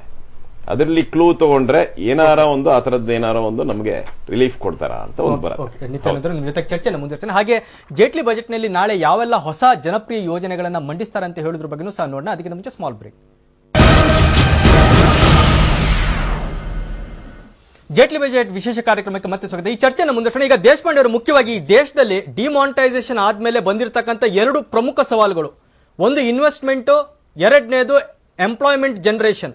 ಈ 2 ಸವಾಲುಗಳನ್ನ ಹೇಗೆ ಎದುರಿಸಬಹುದು ಕೇಂದ್ರ ಸರ್ಕಾರ ಅಂತ? ಆಸ್ ರಿಗಾರ್ಡ್ಸ್ ಇನ್ವೆಸ್ಟ್ಮೆಂಟ್, ನಾವು ಇನ್ವೆಸ್ಟ್ಮೆಂಟ್ ತಗೊಂಡ್ರೆ ಒಂದಂದ್ರೆ ಫಾರಿನ್ ಡೈರೆಕ್ಟ್ ಇನ್ವೆಸ್ಟ್ಮೆಂಟ್ ಬರಬೇಕು ಅಂತ ಈ ಎಕನಾಮಿಕ್ ಸರ್ವೆನಲ್ಲಿ ಎಕ್ಸ್ಪೆಕ್ಟೇಷನ್ ಇದೆ, ಫಾರಿನ್ ಡೈರೆಕ್ಟ್ ಇನ್ವೆಸ್ಟ್ಮೆಂಟ್ ಜಾಸ್ತಿ ಬರುತ್ತೆ ಅಂತ. ಇನ್ನೊಂದು ಈಗ ತಾನೇ ಹೇಳಿದ್ರು ಒಬ್ರು ಪ್ಯಾನಲಿಸ್ಟ್ ದಟ್ ಇವತ್ತುವರೆಗೂ ಬ್ಯಾಂಕಿಂಗ್ ಸೆಕ್ಟರ್ನಲ್ಲಿ ಇಷ್ಟು ದುಡ್ಡು ಬರುತ್ತೆ ಅಂತ ನಾವು ಯೋಚನೆನೇ ಮಾಡಿರಲಿಲ್ಲ. ಇಷ್ಟು ದುಡ್ಡು ಎಂಟೈರ್ಲಿ ಬ್ಯಾಂಕಿಂಗ್ ಸೆಕ್ಟರ್ನಲ್ಲಿ ಇರುತ್ತೆ. ಅಂದರೆ ಬ್ಯಾಂಕಿಂಗ್ ಸೆಕ್ಟರಲ್ಲಿ ಇರೋದು ಹಣ ಈಗ ಇನ್ವೆಸ್ಟ್ಮೆಂಟ್ಗೆ ಬರ್ಬೋದು, ಇನ್ವೆಸ್ಟ್ಮೆಂಟ್ ಆಗ್ಬೋದು. ಅದು ಈಗ ಯಾಕೆ ಆಗ್ತಾ ಇಲ್ಲ ಅಂದರೆ ಸ್ವಲ್ಪ ಭಯ ಇದೆ, ಇನ್ನೂ ಸ್ವಲ್ಪ ಭಯ ಇದೆ. ಯಾಕಂದರೆ ನಾನು ಇನ್ವೆಸ್ಟ್ ಮಾಡಿದರೆ ಏನಾಗುತ್ತೋ ಅಂತ ಒಂದು ಭಯ ಇದೆ. ಮೂರನೇದು ಎಂಪ್ಲಾಯ್ಮೆಂಟ್ ಜನ್ರೇಷನ್ಗೆ, ಒಂದಂದರೆ ರೂರಲ್ ಎಂಪ್ಲಾಯ್ಮೆಂಟ್ ಜನ್ರೇಷನ್ಗೆ ಖಂಡಿತ NREGSಗೆ ದುಡ್ಡು ಹಾಕ್ತಾರೆ, ಅದು ಒಂದು. ಇನ್ನೊಂದು ಯಾವುದು ಸ್ಕೀಮ್ ಮಾಡ್ತಾರೆ ಅಂತ ಹೇಳೋಕ್ಕಾಗಲ್ಲ, ಬಟ್ ಎಂಪ್ಲಾಯ್ಮೆಂಟ್ಗೆ, ಸ್ಕಿಲ್ಡ್ ಎಂಪ್ಲಾಯ್ಮೆಂಟ್ಗೆ ಯಾವುದಾದ್ರೂ ಸ್ಕೀಮ್ ಅಪೇಕ್ಷೆ ನಾವು ಮಾಡ್ಬೋದು. ಈ 2 ಮಾಡ್ತಾರೆ. ಮೂರನೇದು ಒಂದು ಕ್ಲಾರಿಫೈ ಮಾಡ್ತೀನಿ ನಾನು. ಅದು ಕ್ಲಾರಿಫಿಕೇಷನ್ ಏನಂದರೆ, ನಾವು ಈ ಕಂಪ್ಲೀಟ್ ದುಡ್ಡು ಬ್ಯಾಂಕಲ್ಲಿ ಜಮಾ ಆಗಿದೆ, ಅದು ಮತ್ತೆ ರಿಸರ್ವ್ ಬ್ಯಾಂಕಿಂದ ಪ್ರಿಂಟ್ ಮಾಡಿರೋದು ಹಣ, ಇದು ಕಂಪೇರ್ ಮಾಡಿಕೊಡ್ದು. ಯಾಕೆ ಮಾಡಿಕೊಡ್ದು? ಯಾಕಂದರೆ ಇದು ಎಲ್ಲ ಆಗಿರೋದು ಫೇಕ್ ನೋಟ್ಗೋಸ್ಕರ.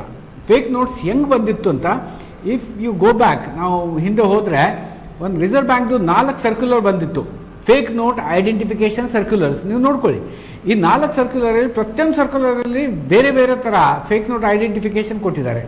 ಆದರೆ ನಾವು ಸಾಮಾನ್ಯ ಜನ ಆ ಐಡೆಂಟಿಫಿಕೇಶನ್ ಮಾಡೋದು ಕಷ್ಟ. ಬ್ಯಾಂಕಲ್ಲಿ ಮಾಡಿದ್ದಾರೆ, ಫೇಕ್ ನೋಟ್ಸ್ ಇಟ್ಕೊಂಡಿದ್ದಾರೆ. ಆದರೂ 4ನೇದು ಏನಾಯಿತು ಅಂದರೆ ಫೇಕ್ ನೋಟ್ ಐಡೆಂಟಿಫೈ ಮಾಡೋಕ್ಕೆ ಬರಲಿಲ್ಲ. ಅದು ಸುಪ್ರೀಂ ಕೋರ್ಟಲ್ಲಿ ಕೇಸ್ ಆಗಿತ್ತು. ಅಂದರೆ ನಮ್ಮ ದೇಶದ ಚಲಾವಣೆಯಲ್ಲಿ ಸುಮಾರು ಫೇಕ್ ನೋಟ್ಸ್ ಇತ್ತು. ಆ ಫೇಕ್ ನೋಟ್ಸ್ ಪೈಕಿ ಎಷ್ಟು ಖೋಟಾ ನೋಟ್ಸು ಬ್ಯಾಂಕ್ ಹೋಗಿದೆ ಅಂತ ನಮ್ಗೆ ಗೊತ್ತಿಲ್ಲ. ಯಾರ ಹತ್ರನೂ ಅದು ಲೆಕ್ಕ ಇರಲ್ಲ, ಯಾರೂ ಹೇಳೋಕ್ಕಾಗಲ್ಲ. ಅಂದರೆ ಬ್ಯಾಂಕಲ್ಲಿ ಜಮಾ ಆಗಿರೋದು ದುಡ್ಡು ಒಂದು ಅಂದರೆ ನಮ್ಮ ಇಂಡಿಯನ್ ನೋಟ್ಸು, ಇನ್ನೊಂದು ಪಾರ್ಟ್ ಅಂದ್ರೆ ಫೇಕ್ ನೋಟ್ಸು ಆರ್ ಖೋಟಾ ನೋಟ್ಸು. ಅಲ್ಲ, ಬಟ್ ಎಷ್ಟು ಹಣ ಬಂದಿದೆ ಅಂತ ಯಾಕೆ ಹೇಳ್ತಾ ಇಲ್ಲ RBI ಅಂತ? ಇನ್ನು ಎಷ್ಟು ಹಣ ಜಮಾ ಆಗಿದೆ ಅಂತ ಯಾಕೆ ಹೇಳ್ತಾ ಇಲ್ಲ RBI ಅಂತ ಅವ್ರಿಗೆ ಹೇಳ್ಬೋದು. ಅಲ್ಲ, ಏನಾದ್ರೂ ಸಬು ಹುಡುಕ್ತಾ ಇದೆಯಾ? ಅವ್ರಿಗೆ ಕ್ಯಾಲ್ಕುಲೇಷನ್ಸ್ ಬರಬೇಕು. ಅಲ್ಲ, RBI ನವರು ಏನಾದ್ರೂ ಸಬು ಹುಡುಕ್ತಾ ಇದಾರಾ? ಯಾಕಂದ್ರೆ ಅಲ್ಲ, possibly they are trying to find out ಯಾವುದು ಅದರಲ್ಲಿ ಫೇಕ್ ನೋಟ್ ಬಂದಿದೆ ಅಂತ, ಯಾರ್ಯಾರಿಂದ ಬಂದಿದೆ. ಅಲ್ಲ, ಅಲ್ಲಿ ಅವ್ರದೇ ಒಂದು ಪ್ರೋಟೋಕಾಲ್ ಇರುತ್ತೆ, ಅವ್ರು ಮಾಡ್ತಾರೆ. ಸಬೂಬ್ ಎಲ್ಲ ಹುಡುಕ್ತಾರೆ ಅಂತ ನನಗಂತೂ ಅನ್ಸೋದಿಲ್ಲ. ಯಾಕಂದ್ರೆ ಇಟ್ಸ್ ಅನ್ ಓಪನ್ ಪ್ಲಾಟ್ಫಾರ್ಮ್ ಅದು. ಸೊ ಹಂಗೆಲ್ಲ ಮಾಡೋದಕ್ಕೆ ಆಗೋದಿಲ್ಲ. ಅದು ಸಬೂಬ್ ಎಲ್ಲ ಹುಡುಕೋದಿಲ್ಲ. ಸ್ಟಾಟಿಸ್ಟಿಕಲ್ ಡೇಟಾ ಎಲ್ಲ ಕಡೆಯಿಂದ ಬರಬೇಕು, ಕಲೆಕ್ಟ್ ಆಗಿ ಅದು ಕೊಲೆಕ್ಟ್ ಮಾಡಿ ಕೊಡೋದು ಒಂದು. ಎರಡನೇದು ಬಡ್ಜೆಟ್ ಗಿಂತ ಮುಂಚೆ ರಿಲೀಸ್ ಮಾಡಿ ಸರಿನಾ ಅಂತ ಯೋಚನೆ ಹೇಳಿದಂಗೆ. ಎಸ್ ದೇಶಪಾಂಡೆ ಅವರೇ, ಇಂಗ್ಲಿಷ್ ಚಾನೆಲ್ ಹೇಳಿದಂಗೆ ಈ ಬಜೆಟ್ ನಾನು ಸ್ವಲ್ಪ ರಾಬಿನ್ಹುಡ್ ಬಜೆಟ್ ಅಂತ ಅನ್ಸ್ಕೊಳ್ತೀನಿ. ಯಾಕಂದ್ರೆ ಸ್ವಲ್ಪ ರಿಚ್ ಟ್ಯಾಕ್ಸ್ ಮಾಡಿಬಿಟ್ಟು ಪೂರ್ಗೆ ಸಾಪ್ ಕೊಡೋದು ಅಂತ ಒಂದು ನನಗೆ ಅನ್ಸುತ್ತೆ. ಯಾಕಂದ್ರೆ ಇದು ಪ್ರೀ ಇಲೆಕ್ಷನ್ ಬಜೆಟ್. ಇನ್ನೊಂದು ಏನಾದರೂ ಆಗಿ ಆ ಗಾಯ ಏನಾಗಿದೆ ಅಲ್ಲ ಡಿಮಾನಿಟೈಸೇಷನ್, ಆ ಗಾಯಗೆ ಒಂದು ಸ್ವಲ್ಪ ಮುಲಾಮ ಹಾಕಬೇಕು. ಆ ಗಾಯಗೆ ಸ್ವಲ್ಪ ಟ್ರೀಟ್ ಮಾಡಬೇಕಾದ್ರೆ ಏನಾದರೂ ಸಾಮಾನ್ಯ ಜನಕ್ಕೆ, ಏನು ಕೆಳಗೆ ಮಟ್ಟಕ್ಕೆ ಜನಕ್ಕೆ ಏನಾದರೂ ಸಹಾಯ ಕೊಟ್ಟೇ ಕೊಡ್ತಾರೆ.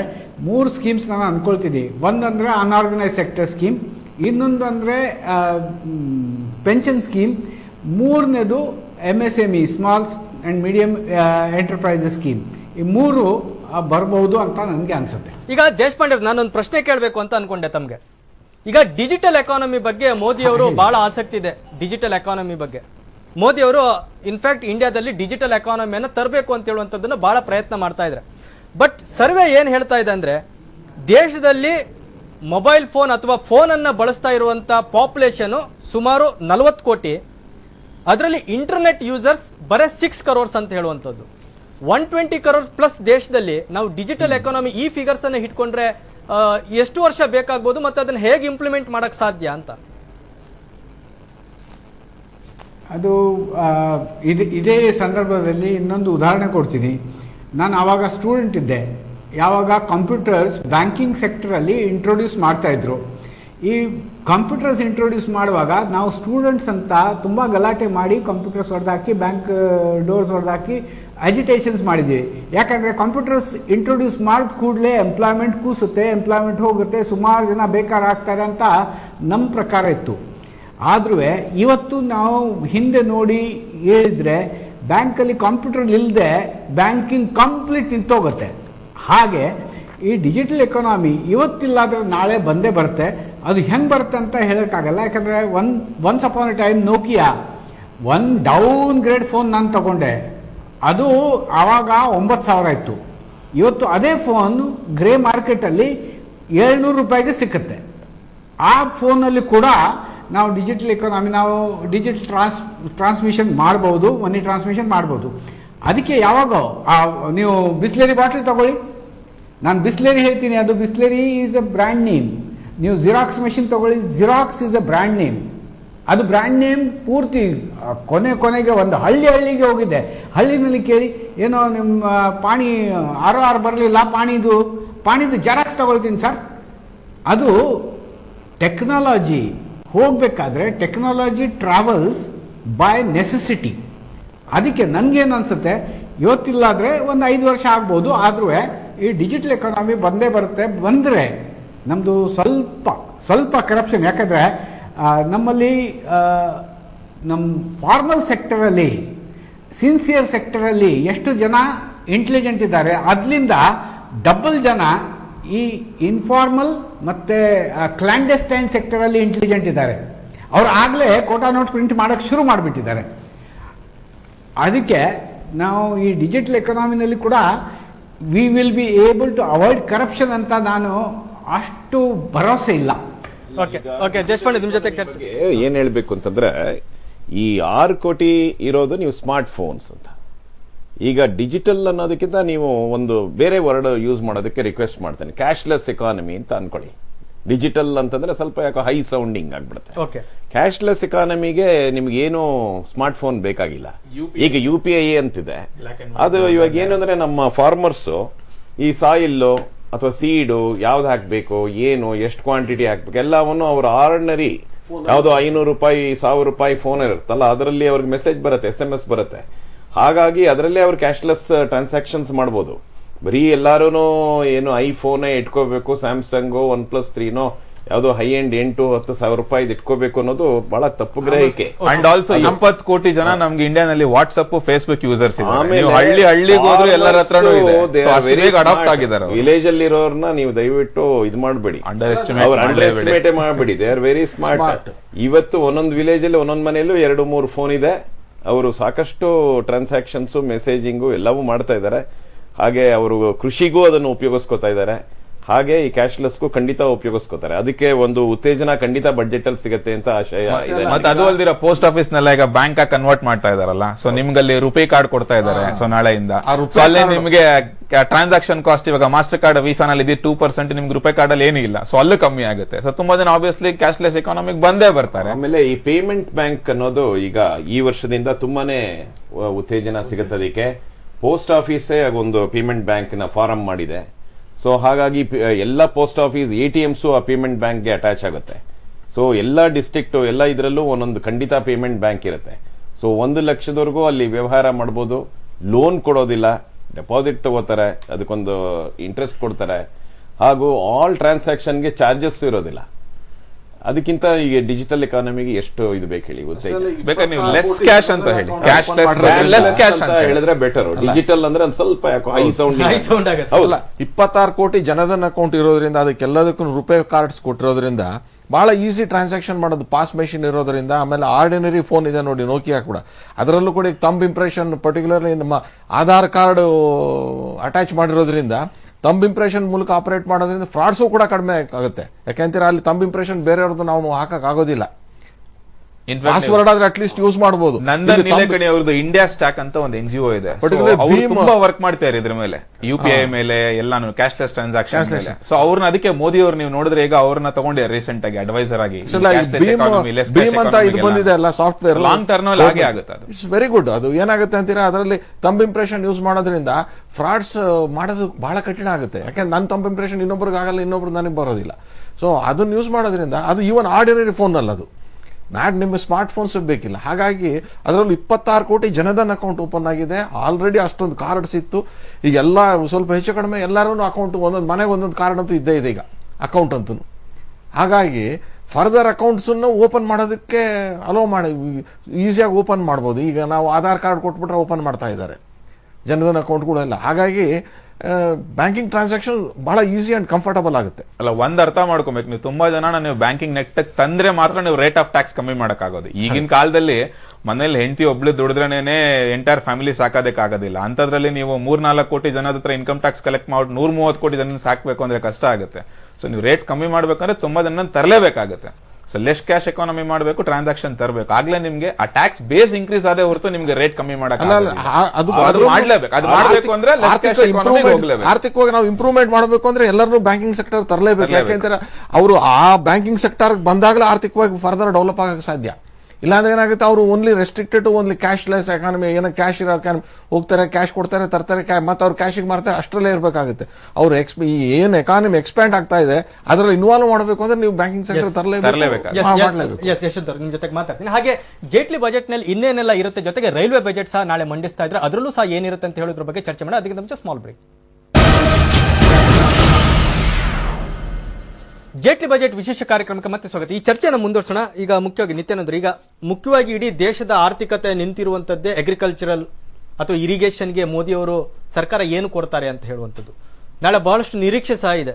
ಯಾಕಂದ್ರೆ ಒಂದು ವಾದ ಇರುವಂತದ್ದು, ಸರ್ಕಾರ ಕಾರ್ಪೊರೇಟ್ ವಲಯದ ಪರ ಇದೆ, ಇವ್ರ ಬಗ್ಗೆ ಈ ಸೆಕ್ಟರ್ ಬಗ್ಗೆ ಹೆಚ್ಚು ಮಾತಾಡಲ್ಲ ಅಂತ ಹೇಳುವಂತ ಆರೋಪಗಳೆಲ್ಲ ಇದಾವೆ. ಅಲ್ಲ, ಆರೋಪಗಳಿದೆ. ಬಟ್ ಇವಾಗ ಏನಂದ್ರೆ ಆರ್ಥಿಕ ಸಮೀಕ್ಷೆನೆ ತಿರ್ಗಾ ತಗೋತಾ ಇದ್ದೀನಿ. ಈ ವರ್ಷದಲ್ಲಿ ಅಗ್ರಿಕಲ್ಚರಲ್ ಗ್ರೋತ್ 4.1%, ಅಂದ್ರೆ 4.1%. ಹೋದ ವರ್ಷ ಇದ್ದಿದ್ದು 1.2%. ಅಂದ್ರೆ 1.2 to 4.1 is a very big jump. And ಈಗಲೇ ನಮಗೆ ಗೊತ್ತಾಗತ್ತೆ, ಕಾಮನ್ ಮ್ಯಾನ್ಗೆ. ಈಗ ಹೋದ್ರೆ ಒಂದು ತರಕಾರಿ, ಹಣ್ಣು ಅಥವಾ ಒಂದು ಧಾನ್ಯಗಳೇ ತಗೊಳ್ಳಿ, ತೊಗರಿ ಬೆಳೆ ತಗೊಳ್ಳಿ, ಯಾವುದೇ ತಗೊಂಡ್ರು ಬೆಲೆ ಖಂಡಿತ ಕಡಿಮೆ ಆಗಿದೆ ಲಾಸ್ಟ್ ಟೈಮ್ಗೆ ಕಂಪೇರ್ ಮಾಡಿದ್ರೆ. ಪ್ರೊಡಕ್ಷನ್ ಜಾಸ್ತಿ ಆಗಿದೆ, ಗ್ರೋತ್ ಜಾಸ್ತಿ ಆಗಿದೆ. ಬಟ್ ಏನಾಗುತ್ತೆ ಅಂದ್ರೆ ಈ ಫೇಸ್ ಅಲ್ಲಿ ಈ ಬೆಳೆದಿರೋರಿಗೆ ಒಂದ್ ಸ್ವಲ್ಪ ತೊಂದರೆ ಆಗುತ್ತೆ. ಯಾಕೆಂದ್ರೆ ಅವ್ರು ಬೆಳೆದಿರುವಾಗ ಯಾವುದೋ ಒಂದು ರೇಟ್ನ ಎಕ್ಸ್ಪೆಕ್ಟ್ ಮಾಡ್ಕೊಂಡು ಬೆಳೆದಿರ್ತಾರೆ. ಅದು ಮಾರ್ಕೆಟ್ ಬರೋ ಅಷ್ಟೊತ್ತಿಗೆ ಕಡಿಮೆ ಆಗುತ್ತೆ. ಇವಾಗ ಯಾರೋ ಒಬ್ಬರಿಗೆ ಬೆಲೆ ಕಡಿಮೆ ಆಯ್ತು ಅಂದ್ರೆ ಯಾರಿಗೊಬ್ಬರಿಗೆ ಬೆಲೆ ಹೋಗುತ್ತೆ. ಇಬ್ರು ಗೇನ್ ಮಾಡಬೇಕು ಅಂದ್ರೆ ಒಂದು ಸ್ವಲ್ಪ ಸಮತೋಲನ ಬರ್ಬೇಕಾದ್ರೆ ಒಂದ್ ಸ್ವಲ್ಪ ಟೈಮ್ ಬೇಕಾಗತ್ತೆ. ಯಾವಾಗ ಅವರಿಗೆ ಕೃಷಿಕರಿಗೆ ಅದಕ್ಕೆ ಈ ಸತಿ ಲೋನ್ಗಳನ್ನ ಸುಮಾರು 4% ರೇಟಲ್ಲಿ ಕೊಡಬಹುದು ಅಂತ ಒಂದು ನಿರೀಕ್ಷೆ ಇದೆ ಕೃಷಿಕರಿಗೆ. ಈಗಿರೋದಕ್ಕಿಂತ ಜಾಸ್ತಿ ಲೆವೆಲ್ ಅಲ್ಲಿ ಕಡಿಮೆ ಬಡ್ಡಿ ದರಕ್ಕೆ ಲೋನ್ಗಳನ್ನ ಕೊಡಬಹುದು ಅಂತ. ಹಾಗೇನೆ ಇವಾಗ ಸಾಕಷ್ಟು ವಿಲೇಜ್ಗಳಿಗೆ ಇನ್ನ ಎಲೆಕ್ಟ್ರಿಸಿಟಿ ಕೂಡ ಇಲ್ಲ. 1800 ವಿಲೇಜ್ ನಮ್ಮ ಭಾರತದಲ್ಲಿ 70 ವರ್ಷ ಆಗ್ತಾ ಇದೆ ಆಲ್ಮೋಸ್ಟ್ ಸ್ವಾತಂತ್ರ್ಯ ಬಂದು. ವಿಲೇಜ್ ಅಲ್ಲಿ ಎಲೆಕ್ಟ್ರಿಸಿಟಿ, ಇನ್ಫ್ರಾಸ್ಟ್ರಕ್ಚರ್, ರೋಡ್ಸ್ ಆಗ್ಲಿ ಸಾಕಷ್ಟು ತೊಂದರೆಗಳಿದೆ, ಗೋಡೌನ್ಗಳ ತೊಂದರೆ ಇದೆ. ಅದನ್ನೆಲ್ಲ ನಿವಾರಿಸೋದಕ್ಕೆ ಖಂಡಿತ ಒಂದು ಇದು ಮಾಡ್ತಾರೆ. ರೂರಲ್ ಎಂಪ್ಲಾಯ್ಮೆಂಟ್ ಸ್ಕೀಮು, ಆಮೇಲೆ ನಮ್ಮದ್ರಲ್ಲಿ ಸೋಷಿಯಲ್ ಸೆಕ್ಯೂರಿಟಿ ಸ್ಕೀಮ್ಸ್ ಸ್ವಲ್ಪ ಕಡಿಮೆ ಇದೆ. ಈ ಮನ್ರೇಗಾ ಅದೆಲ್ಲ ಶುರುವಾಗಿರೋದು ತುಂಬಾ ಒಳ್ಳೆ ಸ್ಕೀಮ್ಸು, ಅದಕ್ಕೆ ಹೆಚ್ಚು ಒತ್ತು ಕೊಡ್ತಾರೆ. ಹಾಗಾಗಿ ಸಾಕಷ್ಟು ಜನ ಯಾರಿಗೆ ಬಿಲೋ ಪಾವರ್ಟಿ ಲೈನ್ ಇದ್ದಾರೆ ಅವ್ರಿಗೆ ಸಾಕಷ್ಟು ಸಾಥ್ ಕೊಡ್ತಾರೆ ಅಂತ ನಾನು ಎಕ್ಸ್ಪೆಕ್ಟ್ ಮಾಡ್ತೇನೆ. ಯಶವಂತ್ ಅವರೇ, ಈಗ ರಿಯಲ್ ಎಸ್ಟೇಟ್ ವಿಂಗ್ ಸಹ ವೆರಿ ಇಂಪಾರ್ಟೆಂಟ್ ಸೆಕ್ಟರ್ ಆಗುತ್ತೆ, ಯಾಕಂದ್ರೆ ಅದ್ರ ಜೊತೆಗೆ ಸುಮಾರು ಒಂದು 10-15 ಸೆಕ್ಟರ್ಗಳು ಸಹ ಜಾಯಿನ್ ಆಗ್ಬಿಡ್ತವೆ ಅದರಲ್ಲಿ. ಬಟ್ ಅದಕ್ಕೆ ಇನ್ವೆಸ್ಟ್ಮೆಂಟ್ ಈಗ ಡಿಮಾನಿಟೈಸ್ ಆದ್ಮೇಲೆ ಸ್ವಲ್ಪ ಕಡಿಮೆನೆ ಅಂತ ಹೇಳುವಂಥದ್ದು. ಈ ಸೆಕ್ಟರ್ಗೆ ಏನು ಕೊಡಬಹುದು ಅಂತ ಈ ಸಲ? ಈಗ ಏನಾಗಿದೆ ಅಂತೀರಾ, ಈ ಡಿಮಾನಿಟೈಸೇಷನ್ ಆದ್ಮೇಲೆ ಸಡನ್ಲಿ ರಿಯಲ್ ಎಸ್ಟೇಟ್ ರೇಟ್ಸ್ ಬಿದ್ದಿದೆ. ಹೌದು, ಇಷ್ಟು ದಿವಸ ಏನಂದ್ರೆ ಇನ್ಫ್ಲೇಟೆಡ್ ರೇಟ್ಸ್ ಇತ್ತು, ಯಾಕಂದ್ರೆ ಬ್ಲಾಕ್ ಮನಿ ಅರ್ಧ ಹೋಗ್ತಿತ್ತು, ವೈಟ್ ಮನಿ ಅರ್ಧ ಬರ್ತಿತ್ತು. ಆದ್ರೆ ಈಗ ಈ ಡಿಮಾನಿಟೈಸೇಷನ್ ಇಂದ ಬ್ಲಾಕ್ ಮನಿ ಬಿದ್ದಿದ್ದಕ್ಕೋಸ್ಕರ ತಕ್ಷಣ ಎಲ್ಲ ಆ ರಿಯಲ್ ಎಸ್ಟೇಟ್ ನಿಂತು ಹೋಗಿತ್ತು. ಬಟ್ ಈಗ ಮತ್ತೆ ಅದು ಒಂದು ಮತ್ತೆ ಒರಿಜಿನಲ್ ಸ್ಟೇಟಿಗೆ ಬರ್ತಾ ಇದೆ without black money to some extent. ಆದ್ರೆ ಈಗೇನಾಗುತ್ತೆ ಅಂದ್ರೆ ರಿಯಲ್ ಎಸ್ಟೇಟ್ ಅಲ್ಲಿ ಇರೋದ್ರಿಂದ ಅದು iron industry, cement industry, steel industry ಮತ್ತೆ ಎಲ್ಲದಕ್ಕಿಂತ ಮ್ಯಾನ್ಯುಯಲ್ ಲೇಬರ್. ಆ ಲೇಬರ್ ಈ 3 ತಿಂಗಳಲ್ಲಿ ಸ್ವಲ್ಪ ತೊಂದರೆ ಆಗಿತ್ತು ಅವ್ರಿಗೆ, ಸ್ವಲ್ಪ ತುಂಬಾನೇ ತೊಂದರೆ ಆಗಿತ್ತು ಮ್ಯಾನ್ಯುಯಲ್ ಲೇಬರ್ ಪರ್ಟಿಕ್ಯುಲರ್ಲಿ. ಈಗ ಅವ್ರಿಗೆ ಮತ್ತೆ ಕೆಲಸ ಸಿಕ್ಕು, ಇದು ಎಂಪ್ಲಾಯ್ಮೆಂಟ್ ಜನರೇಷನ್ ಮೇಲೆ ಪರಿಣಾಮ ಬೀರುತ್ತೆ. ಅಂಡ್ ಎಂಪ್ಲಾಯ್ಮೆಂಟ್ ಜನರೇಷನ್ ಆಗುತ್ತೆ, ಮತ್ತೆ ನಮ್ಮ ಎಕಾನಮಿ ಏನು ಈ 3 ತಿಂಗಳಲ್ಲಿ ಏನು ಬಿದ್ದೋಗಿತ್ತು ಅಥವಾ GDP ಗ್ರೋತ್ ಕಡಿಮೆ ಆಗಿತ್ತು ಈ ಕಾರಣದಿಂದ, ಮುಖ್ಯವಾಗಿ ರಿಯಲ್ ಎಸ್ಟೇಟ್ ಬಿದ್ದೋದ ಕಾರಣದಿಂದ ಕಡಿಮೆ ಆಗಿತ್ತು ಅಂತ ಅನ್ನಿಸ್ತಾ ಇದೆ ಎಲ್ಲ, ಯಾಕಂದ್ರೆ ಥ್ರೂಔಟ್ ಇಂಡಿಯಾ ಅದು ಆಗಿದ್ರಿಂದ. ಈಗ ಮತ್ತೆ ಅದು ಒರಿಜಿನಲ್ ಸ್ಟೇಜಿಗೆ ಬರಬೇಕು ಅಂದ್ರೆ ಈ ರಿಯಲ್ ಎಸ್ಟೇಟ್ ಮತ್ತೆ ಎದ್ದೇಳುತ್ತೆ, ಬಂದೇ ಬರುತ್ತೆ ಅದು. ಬಟ್ ಆದ್ರೆ ಏನೊಂದು ಹಳೆ ಬ್ಲಾಕ್ ಮನಿ ಅದು ಕಾಂಪೊನೆಂಟು ಏನೋ 5 to 10% ಇರ್ಬೋದು, ಅಥವಾ 20%, it will not be 40 to 50%. ಹಾಗಾಗಿ ಅದು ಸರಿ ಹೋಗುತ್ತೆ. ಈ ಇಂಡಸ್ಟ್ರಿಯಲ್ ಸೆಕ್ಟರ್ ಮೇಲೆ ಡೆಫಿನೆಟ್ಲಿ ಈ ರಿಯಲ್ ಎಸ್ಟೇಟು ಪ್ರಭಾವ ಬಿದ್ದೇ ಬೀಳುತ್ತೆ. ಅದರಿಂದ ಇಂಡಸ್ಟ್ರಿ ಏನು ಈ ಸ್ಮಾಲ್ ಸ್ಕೇಲ್ ಇಂಡಸ್ಟ್ರೀಸ್ ಅವೆಲ್ಲ ಇದೆ, ಅದಕ್ಕೆ ಸಪ್ಲೈ ಮಾಡೋ ಫ್ಯಾಬ್ರಿಕೇಶನ್ ಇಂಡಸ್ಟ್ರೀಸ್ ಎಲ್ಲ ಮತ್ತೆ ಒರಿಜಿನಲ್ ಸ್ಟೇಜಿಗೆ ಬಂದು ಎಂಪ್ಲಾಯ್ಮೆಂಟ್ ಜನರೇಷನ್ ಆಗಿ ಎಂಪ್ಲಾಯ್ಮೆಂಟು ಒಳ್ಳೇದಾಗಿ ಮತ್ತೆ ಒರಿಜಿನಲ್ ಸ್ಟೇಟಿಗೆ ಬರುತ್ತೆ ಅಂತ ನನ್ನ ಅನಿಸಿಕೆ.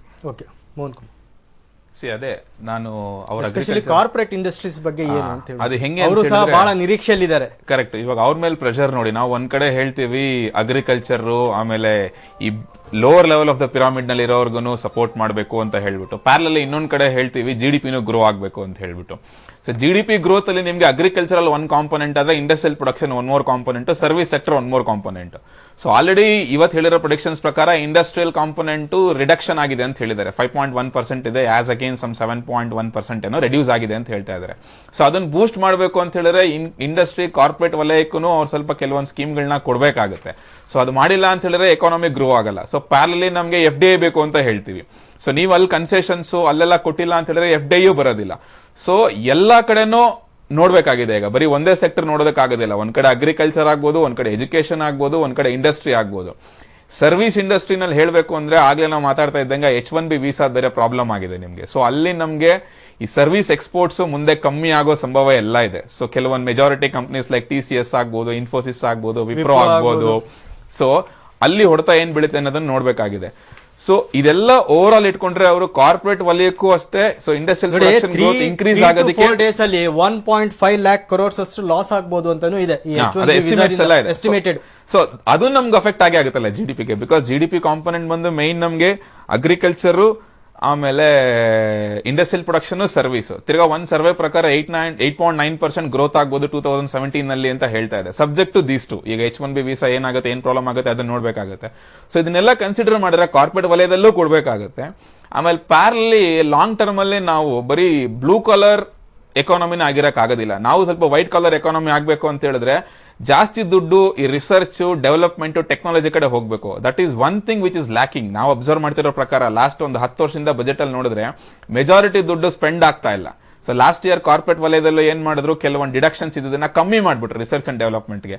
ಸೊ ಆ ರಿಸರ್ಚ್ ಅಂಡ್ ಡೆವಲಪ್ಮೆಂಟ್ ಮೇಲೂ ಫೋಕಸ್ ಹೋಗೋ ನಿರೀಕ್ಷೆ ಇದೆ ನಾಳೆ. ಪ್ಲಸ್ ಕಾರ್ಪೊರೇಟ್ ವಲಯಕ್ಕೂ GDP ಗ್ರೋತ್ ಇನ್ಕ್ರೀಸ್ ಮಾಡೋದಕ್ಕೆ ಅವ್ರಿಗೂ ಕೆಲವೊಂದು ಕನ್ಸೆಷನ್ ಕೊಡುವಂತ ಎಲ್ಲಾ ಸಾಧ್ಯತೆನೂ ಇದೆ. ಯಾಕಂದ್ರೆ ಎಲ್ಲರನ್ನೂ ಸ್ಯಾಟಿಸ್ಫೈ ಮಾಡಬೇಕು. ಸೊ ನಮ್ಮ ದೇಶ ಇವತ್ತು ಆ ಪರಿಸ್ಥಿತಿನಲ್ಲಿದೆ. ಸೊ ಅಲ್ಲೂ ಕೆಲವೊಂದು ಎಕ್ಸ್ಪೆಕ್ಟೇಷನ್ ನಾವು ಇಟ್ಕೊಳ್ಳೋದ್ರಲ್ಲಿ ತಪ್ಪೇನಿಲ್ಲ ಅಂತ ನನ್ನ ಎಕ್ಸ್ಪೆಕ್ಟ್. ಓಕೆ ಮೋಹನ್, ನಿಮ್ ಜೊತೆ ಚರ್ಚೆ ಮುನ್ನಡೆಸ್ತೀನಿ. ಹಾಗೆ ದೇಶಪಾಂಡೆ ಅವರು, ಈಗ ತಮ್ಮ ಹತ್ರನೂ ಸಹ ಒಂದು ವಿಚಾರ ಕೇಳಬೇಕು ಅಂದ್ರೆ, ಈಗ ಚಿನ್ನದ ಕತೆ ಏನು ಅಂತ ಹೇಳುವಂಥದ್ದು. ಅಂದ್ರೆ ದೇಶದಲ್ಲಿ 50,000 ಚಿನ್ನ ಖರೀದಿ ಮಾಡಬೇಕಾದ್ರೆ ಪ್ಯಾನ್ ಕಾರ್ಡ್ ಕಡ್ಡಾಯ ಮಾಡುವಂತ ಪರಿಸ್ಥಿತಿಯಲ್ಲಿ ಏನಾದ್ರೂ ಕೇಂದ್ರ ಸರ್ಕಾರ ಇದೆಯಾ ಅಂತ? ನೋಡಿ, ಚಿನ್ನ ಪರ್ಚೇಸ್ ಮಾಡೋದು ಲಾರ್ಜ್ಲಿ ಅದು ರಿಚ್ ಜನ, ಅಂದರೆ ಹಣ ಇರೋ ಜನ. ಪ್ಯಾನ್ ಕಾರ್ಡ್ ಕಂಪಲ್ಸರಿ ಆಗಲೇಬೇಕು. ಅದು 30,000 to 50,000 ತಗೊಂಡು ಹೋಗೋಕ್ಕೆ ಬೇಕಾಗಿಲ್ಲ ಅಂತ ನನಗೆ ಅನಿಸುತ್ತೆ. ಯಾಕಂದರೆ ಪ್ಯಾನ್ ಕಾರ್ಡಿಂದ ಇಮ್ಮಿಡಿಯೇಟಾಗಿ ಆ ಟ್ರಾನ್ಸಾಕ್ಷನ್ ರೆಕಾರ್ಡ್ ಆಗಿ ಇನ್ಕಮ್ ಟ್ಯಾಕ್ಸ್ವರೆಗೂ ಹೋಗುತ್ತೆ. ಈ ಚಿನ್ನ ಅಂದರೆ ಒಂದು ಬ್ಲ್ಯಾಕ್ ಮನಿದು ದೊಡ್ಡ ಭಂಡಾರ. ಯಾಕಂದರೆ ನಮ್ಮ ದೇಶದಲ್ಲಿ ಇರೋದು most of the black money ಚಿನ್ನದಲ್ಲೇ ಇದೆ. ಅಲ್ಲ, ಒಂದು ಸರ್ವೆ ಇದಕ್ಕೆ ಪೂರಕವಾಗಿ ಒಂದು ಸರ್ವೆ ಹೇಳ್ತೀನಿ. ದೇಶದಲ್ಲಿ ಪರ್ ಇಯರ್ ಪರ್ಚೇಸ್ ಆಗ್ತಾ ಇರುವಂತ ಗೋಲ್ಡ್ 900 ಟನ್, ಅದರಲ್ಲಿ 100 ಟನ್ ಅನ್ನ ಇಂಡಿಯಾನೇ ಪ್ರೊಡಕ್ಷನ್ ಮಾಡ್ತಾ ಇದೆ. 300 to 400 ಟನ್ ಬ್ಲಾಕ್ ಅಲ್ಲಿ ಬರ್ತಾ ಇದೆ ಅಂತ. ಈಗ ಪೇಪರ್ಸ್ ಹಣವನ್ನ ಡಿಮಾನಿಟೈಸೇಷನ್ ಮೂಲಕ ಏನೋ ವಾಪಸ್ ತಗೊಂಡ್ರು. ಈ ಬ್ಲಾಕ್ ಚಿನ್ನ ಹೇಗೆ ತಗೊಳ್ಳೋದು ಅಂತ. Nearly 300 to 400 ton black gold ಇದೆ ಅಂತ. ವೇ ಬ್ಯಾಕ್ ಅಂದ್ರೆ ಗೋಲ್ಡ್ ಅಲ್ಲಿ ಕಂಟ್ರೋಲ್ ಇದೆ, ಆದ್ರೂ ಇವತ್ತುವರೆಗೂ ಗೋಲ್ಡ್ ಮೇಲೆ ರೇಡ್ಸ್ ಆಗಲಿಲ್ಲ. ಅದು ಒಂದ್ಸಲ ಗೋಲ್ಡ್ ಹೋಲ್ಡಿಂಗ್ ಅಲ್ಲಿ ರೇಡ್ಸ್ ಆಗೋದು ಶುರು ಆಯ್ತು ಅಂದ್ರೆ ಅದನ್ನು ಆಚೆ ಕಡೆ ಬಂದ್ಬಿಡುತ್ತೆ. ದೇಶಪಾಂಡೆ ಸರ್, ಲಾಕರ್ ಮೇಲೆ ಸರ್ವೆ ಮಾಡಬಹುದಲ್ಲ? ಮಾಡಬಹುದು ಲಾಕರ್ ಮೇಲೆ. ಯಾಕಂದ್ರೆ ಎಲ್ಲಿ ಸಿಕ್ಕಿದ್ರೇನು ಒಂದು ಇಷ್ಟು ಗೋಲ್ಡ್ ಆದ್ಮೇಲೆ ಗೋಲ್ಡ್ ಇದ್ರೆ ಅದು ಫೈನ್ ಹಾಕ್ಬೋದು ಅಥವಾ ಜೈಲ್ ಆಗ್ಬೋದು. ಆವಾಗ ಈ ಗೋಲ್ಡ್ ಹೋಲ್ಡಿಂಗ್ ಕಡಿಮೆ ಆಗುತ್ತೆ. ಆದ್ರೂ ರಿಯಲ್ ಎಸ್ಟೇಟ್ ಅಲ್ಲಿ ಮಾತ್ರ ಹ್ಯಾವಿಂಗ್ 3-4 ಹೌಸಸ್ 5-6 ಸೈಟ್ಸ್ ಇದು ಒಂದು ಖಂಡಿತ ಇದೆ. ಬೇನಾಮಿ ಸೈಟ್ಸು ಈಗ ನನಗೆ ಅನ್ಸುತ್ತೆ ಈ ಬಜೆಟಲ್ಲಿ ಏನಿಲ್ಲದೆ ಈ ಬೇನಾಮಿ ಸೈಟ್ಸ್ ಬಗ್ಗೆ, ಬೇನಾಮಿ ಪ್ರಾಪರ್ಟೀಸ್ ಬಗ್ಗೆ ಖಂಡಿತ ಒಂದು ಬಂದೇ ಬರುತ್ತೆ. ಎಲ್ಲ ಬೇನಾಮಿ ಬಿಲ್ ಇದೆಯಲ್ಲ ಸರ್, ಹವಾಲಾ ಹಣ ಕಡಿಮೆ ಆಗಿರೋದ್ರಿಂದ ಗೋಲ್ಡ್ ಅಲ್ಲೂ ಕೂಡ ಈ ಸ್ಮಗ್ಲಿಂಗ್ ಕಡಿಮೆ ಆಗುತ್ತೆ ಅಂತ ಅನಿಸುತ್ತೆ ಸರ್. ಯಾಕೆಂದ್ರೆ ಹೊರಗಡೆ ಏನ್ ದೇಶದಲ್ಲಿ ಇತ್ತು ಹವಾಲಾ ಹಣ ಅದೆಲ್ಲ ಅಲ್ಲೇ ನಿಂತೋಗಿದೆ. ಸೊ ಈಗ ಗೋಲ್ಡ್ ಸ್ಮಗ್ಲಿಂಗ್ ಕೂಡ ಕಡಿಮೆ ಆಗೋ ಚಾನ್ಸ್ ಏನಾಗಿದೆ ಅಂದ್ರೆ, ಒಂದು ನಿಮಿಷ ನಾನು ಡಿಸ್ಟರ್ಬ್ ಮಾಡ್ತೀನಿ. ಏನಾಗಿದೆ ಅಂದ್ರೆ ನಮ್ಮ ಪನಿಷ್ಮೆಂಟ್ಸ್ ಇದಾವಲ್ಲ, ಆ ಪನಿಷ್ಮೆಂಟ್ಸ್ ಇಮಿಡಿಯೇಟ್ ಆಗಿ ಸಿಕ್ಕಲ್ಲ. And punishments are not sufficiently determent. ಅಂದರೆ 6 ವರ್ಷ 10 ವರ್ಷ ಪನಿಷ್ಮೆಂಟ್ ಇದ್ದರೆ ಯಾರಾದರೂ ಅದು ಬ್ಲ್ಯಾಕ್ ಮನಿ ಇಟ್ಕೊಳ್ಳೋಕೆ ಹೋಗಲ್ಲ. ಅದು ಏನಾಗುತ್ತೆ, black money is A bailable offence ಇದ್ದರೆ ಅದು ಕೋರ್ಟಲ್ಲಿ ಹೋಗ್ತಾ ಇರ್ತದೆ ಮಲ್ಯ ಥರ. ಯಾವ ಓಡೋದ್ರು ಅಂತ ಗೊತ್ತೇ ಇಲ್ಲ. ಅದು ಈ ಕೋರ್ಟ್ ಬಿಸ್ನೆಸ್ ಇದೆಲ್ಲ, judiciary, a lot of it is to be blamed on judiciary also. There is one important thing ಮಾಡ್ಬೋದು ಅಂದರೆ transparency about wealth and income of politicians, transparency of wealth and income of bureaucrats, transparency of wealth and income of business people. ಇದು 3 ಬಂದ್ಬಿಡ್ತು ಅಂದ್ರೆ corruption ಕಡಿಮೆ ಆಗುತ್ತೆ, black money holding ಕಡಿಮೆ ಆಗುತ್ತೆ. Okay R S Deshpande ಅವರೇ, ಇಷ್ಟೊತ್ತು ಈ ಚರ್ಚೆಯಲ್ಲಿ ಪಾಲ್ಗೊಂಡ್ರೆ ತಮ್ಗೆ ಧನ್ಯವಾದಗಳು. ಹಾಗೆ ನಿತ್ಯಾನಂದ್ ಅವರೇ, ಹಾಗೆ ಮೋಹನ್ ಕುಮಾರ್ ಬಿ ಅವರೇ, ಹಾಗೆ ಯಶವಂತ್ ಅವರೇ, ತಾವು ಸಹ ಇಷ್ಟೊತ್ತು ಈ ಚರ್ಚೆಯಲ್ಲಿ ಪಾಲ್ಗೊಂಡ್ರೆ ತಮಗೂ ಸಹ ಧನ್ಯವಾದಗಳು. ಸೊ ಈಗಾಗಲೇ ಡಿಮಾನಿಟೈಸೇಷನ್ ಆದ್ಮೇಲೆ ನಾಳೆ ಮೊದಲನೇ ಬಾರಿಗೆ ಕೇಂದ್ರ ಸರ್ಕಾರ ಬಜೆಟ್ ಅನ್ನು ಮಂಡಿಸಿದೆ. ಬಜೆಟ್ನಲ್ಲಿ ಯಾವ ರೀತಿಯ ನಿರ್ಧಾರಗಳನ್ನು ಸರ್ಕಾರ ಪ್ರಕಟಿಸುತ್ತಿದೆ ಅಂತ ಹೇಳುವಂಥದ್ದು ಸದ್ಯದ ಕುತೂಹಲ. ಇದೇ ಈ ಹೊತ್ತಿನ ವಿಶೇಷ. ನಿರಂತರ ಸುದ್ದಿಗಾಗಿ ನೋಡ್ತಾ ಇರಿ TV9.